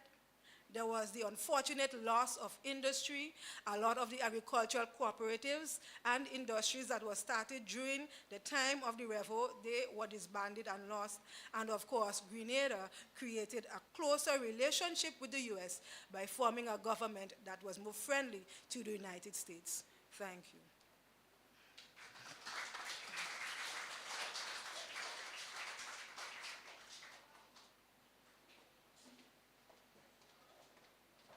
Thank you so much, Mrs. Jack. So we have come to the end of the presentation round. A little birdie told me that his children are hungry and becoming a bit antsy. Yes. So we are going to carry on into the questioning round, but it's going to only be 15 minutes long, so please organize your questions. We're going to make it as concise as possible so that everyone can move along. All right.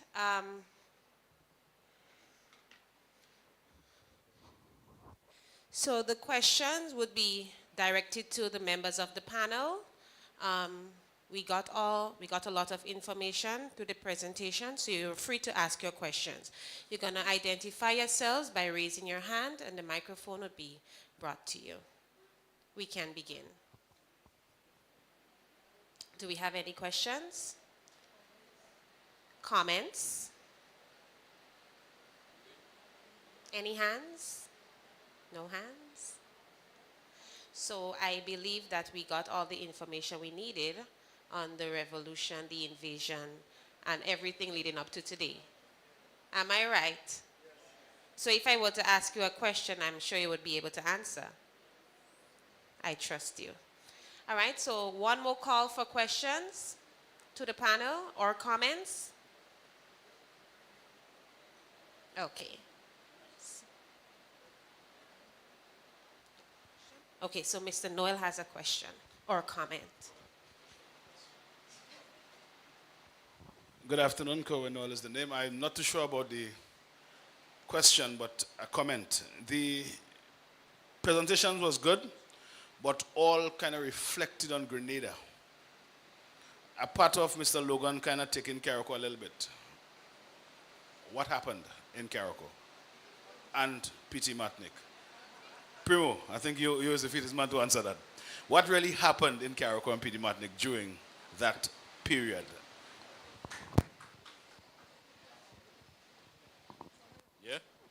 Yeah, thank you.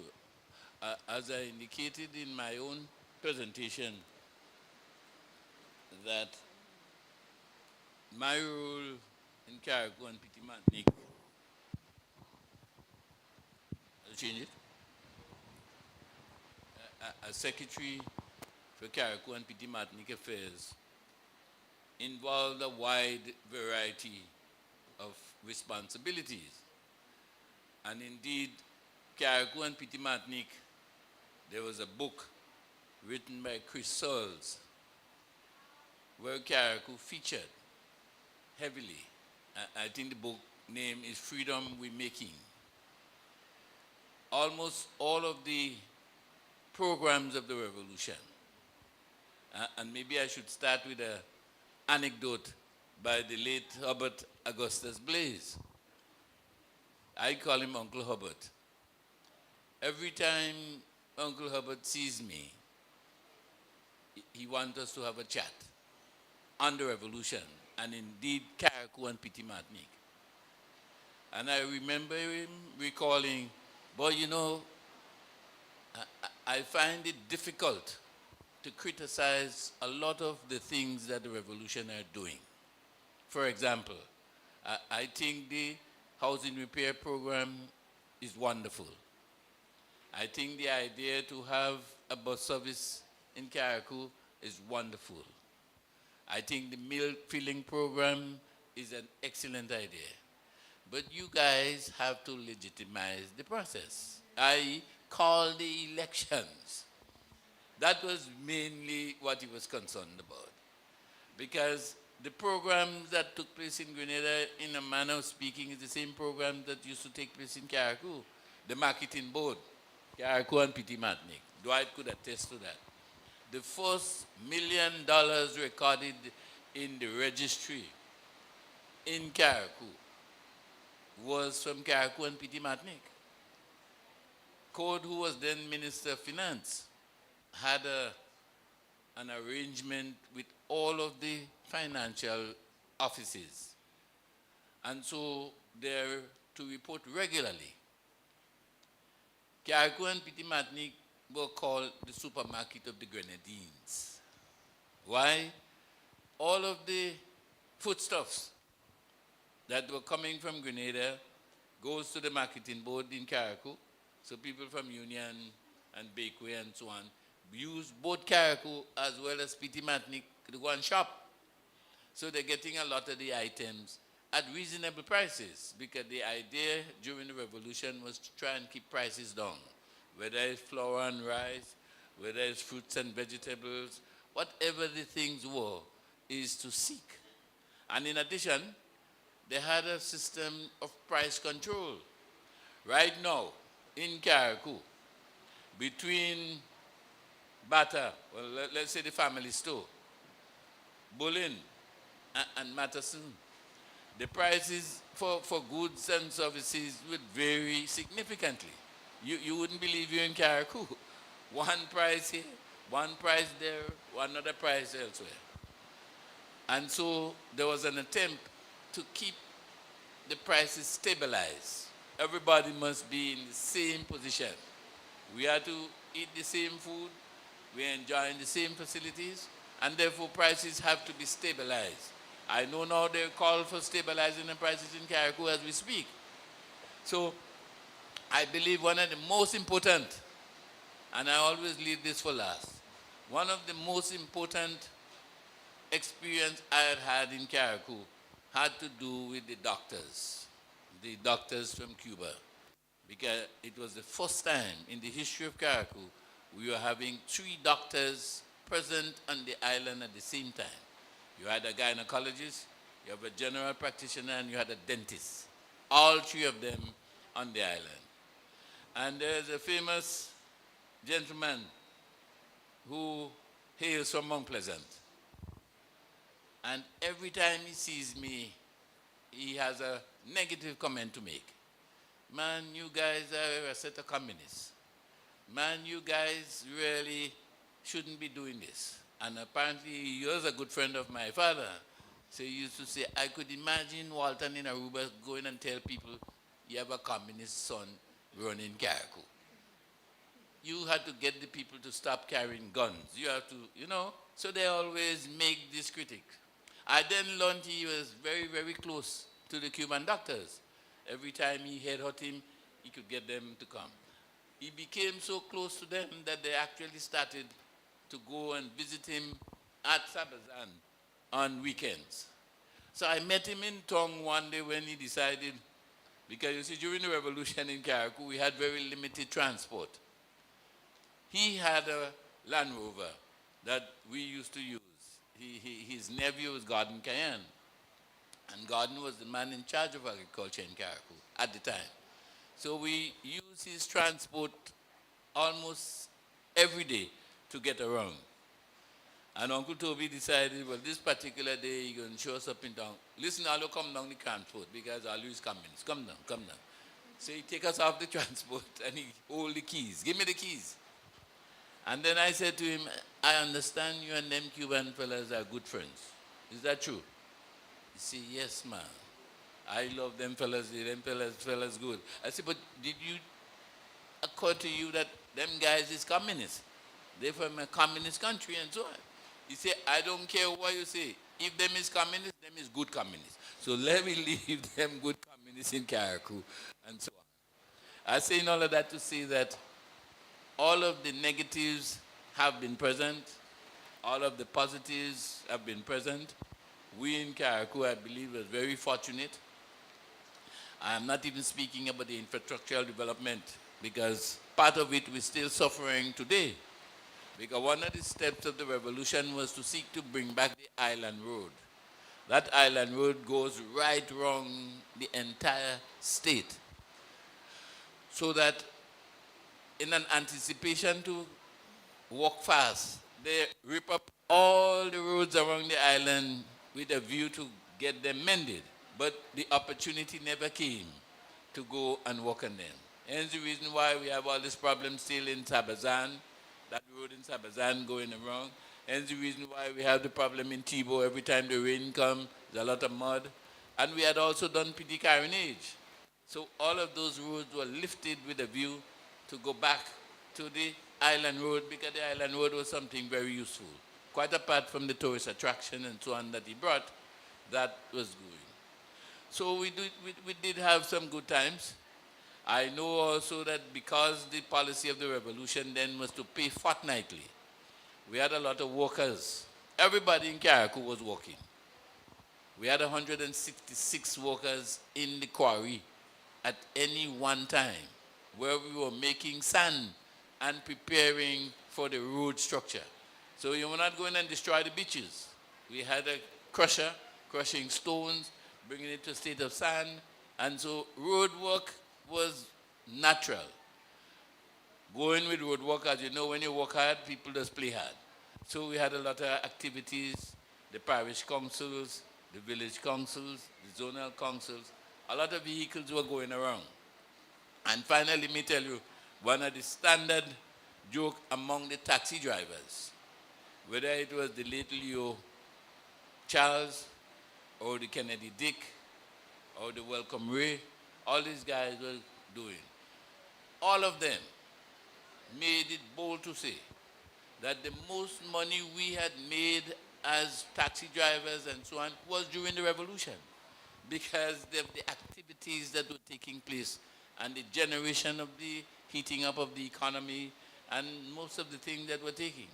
So I think, yes, there are good parts to the revolution that we in Carriacou enjoyed fully, but equally there were parts which we wouldn't want to remember today. So Carriacou wasn't left out. And to talk about Petit Martinique, I bet you talk. Thank you.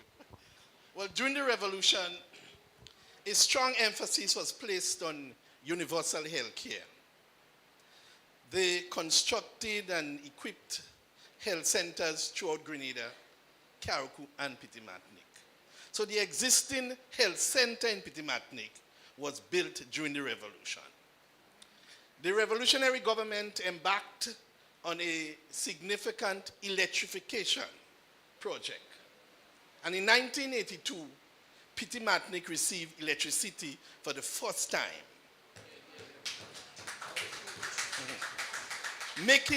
marking a major milestone in the island infrastructural development. The revolution advocated the eat what you grow and grow what you eat principle. And as part of this campaign, locally grown products became accessible to the entire island nation. And Petit Martinique got a marketing board. So in 4.5 years, the revolution has done more than any government has done in so many years. Yeah, well, you hear it. I hope they ain't going to tell anybody you say that. Okay. In the area of education, we had the NISTEP program for teachers, and I was involved in that program. So you go to school for 4 days during the week, and the 5th day, you go to training. So we had on-the-job training for teachers. Teachers were able to qualify. And also we had the CPA program for those who were not able to read and write in the early days. So I was one of those who went out to pay the carronage and trained people there to help people there to read and write. Yeah, so these are some of the areas in education. Thank you so much, panel. Okay, I am a woman to my word, and we have time for only one more question or comment. All right, Ms. Mills.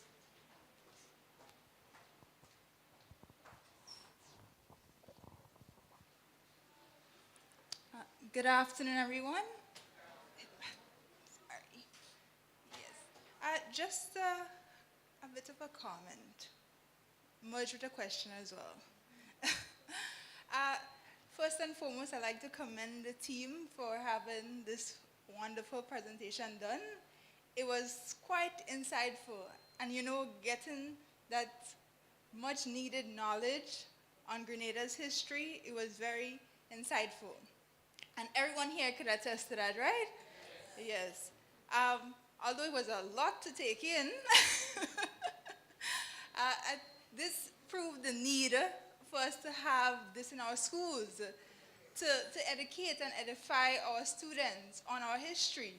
Because even for me growing up, it was a bit, difficult even knowing about our history, because some people failed to talk about it, some weren't aware. And having that aspect and not only teaching about the other worlds, it starts from home, understanding where we came from and understanding what went through in our country. That's very important. And I'd like to make a little suggestion in terms of a book I'd like to recommend. It's entitled Grenada, the Island of Conflict. It's written by George Brizan, the 6th Prime Minister of Grenada. And I read that book about a year ago. And it was very insightful, and I gained a lot of knowledge, because it went from the days where the first Americans came in, the Arawaks, the Caribs, the basics, going to the French and the British colonialism, and Gairy days, then Maurice Bishop, and the PRG. All that encompassed within that book, and I'll encourage anyone here to read it. And for the little ones, if the older ones could make it understandable for them to understand our history, it's very important. And that would bring me to my question. I know Mrs. Jack spoke about the invasion, and I asked myself that question that you said, why the invasion? And I began thinking what legal pretext existed for the U.S. invasion, and what political backing did they have for their action? So that's my question, just to gain a bit of more understanding. I know you spoke about it, but just help me out a bit here. Thank you. All right, thank you. So from my limited research, well, I gave you the 3 reasons, the pretext they had.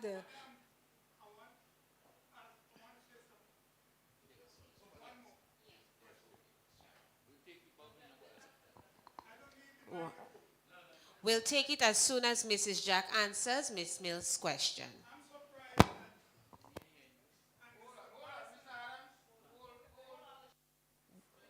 Mrs. Jack is going to answer Ms. Mills' question, and then that's fine. Thank you. Ms. Mills, as I was saying, the U.S. government gave 3 reasons: the students, the airport, and the Cubans, communists on island. They used those as pretext. There was even, beforehand, they was talking about danger to the flow of oil to the United States as a result of the Cubans and so on, probably would have caused the oil not to reach. They used the OECS invitation. There are authors who said that before the military forces actually started combat, they went to Sir Paul Schoon, got him to sign off on a letter that requested them to come in, and then they proceeded to have combat on island. So it's a lot of murky. Which came first? Did Paul Schoon actually call them in? When was that letter signed? Does that letter actually exist? Who wrote the letter? right? So there is all of that inside of there to bring question to why were the U.S. even there. But they're going with the OECS, invited them. And then there was a lack of leadership by the OECS and CARICOM themselves. They played soft. They acted as pawns to a larger U.S. Plan in a way. There was also the one-upmanship between the Barbadian leader and the Trinidadian leader concerning who should take lead on what was happening in Grenada at the time. So even though we were member of two Caribbean blocs, the OECS and CARICOM, neither of them really stood up strong to defend Grenada and its sovereignty. Let me just add to you. There's a book by the late Richard Hart, who was the former Attorney General of Grenada. And he had looked at what used to be advanced as some of the reasons for the invasion. And in one of his caption headed United States government plans to invade Grenada, it was there stated that U.S. forces had already carried out 2 invasion rehearsals in the region. So it is not something that has come about overnight. They start feeling the ground already. So a lot of the work was done. In fact, coupled with that, the catastrophic events that has taken place, and I've heard it said from the older generation in Carriacou in particular, they have indicated if the devil had come in Grenada at the time of this thing that took place, we would have welcomed the devil. Because so much has gone on that we ourselves couldn't even palate the atrocities that has taken place. So we also got the platform. I think Ms. Jack had mentioned that. There was a perfect platform for people who in need, because it was seen as the law of necessity. And as reason that, the second reason now on the legal side, those legal writers have said that at the time, what was taking place in Grenada, it was a legal necessity for somebody to come in to save the nation from where we were. Thank you so much, Mr. Prime.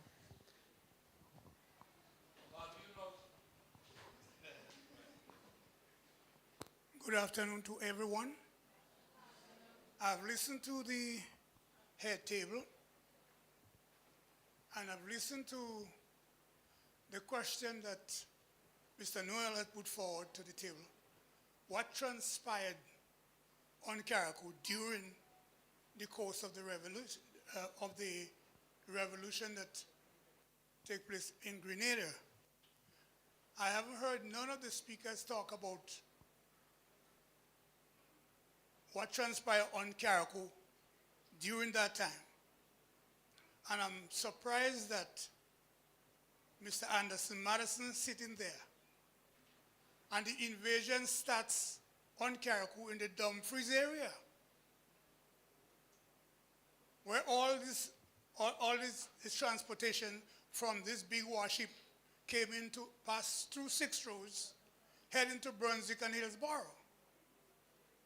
I haven't heard about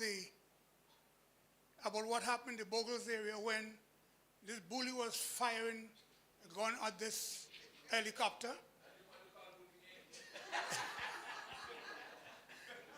So a lot of things that happened on Carriacou, and I didn't hear anything happen.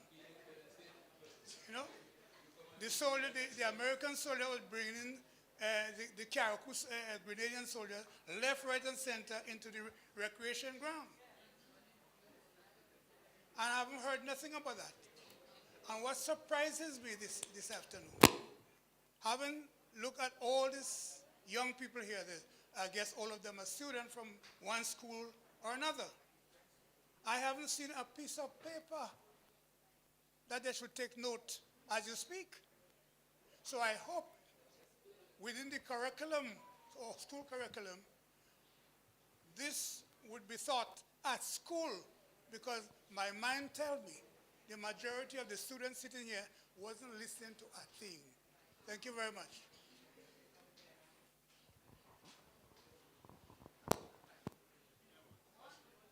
I am so sorry, but yes, we have to call this to an end.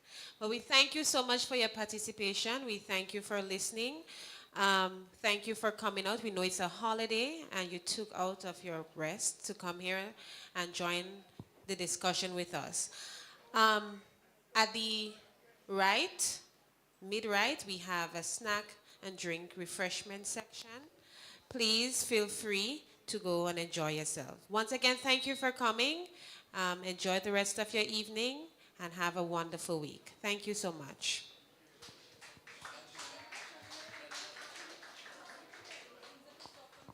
Okay, so we're gonna bring the snacks and drinks to the front so it can be easy to access. It is.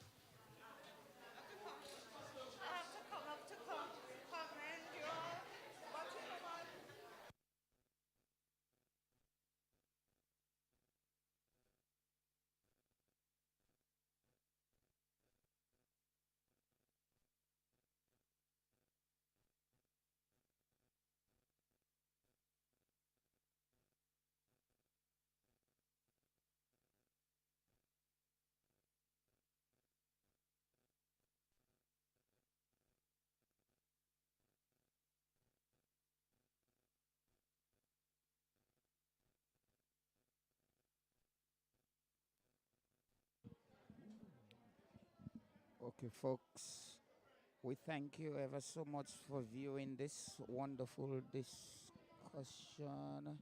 Yeah, check too.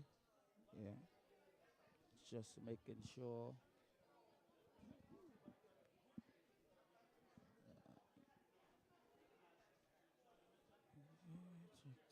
Yeah, yeah, yeah.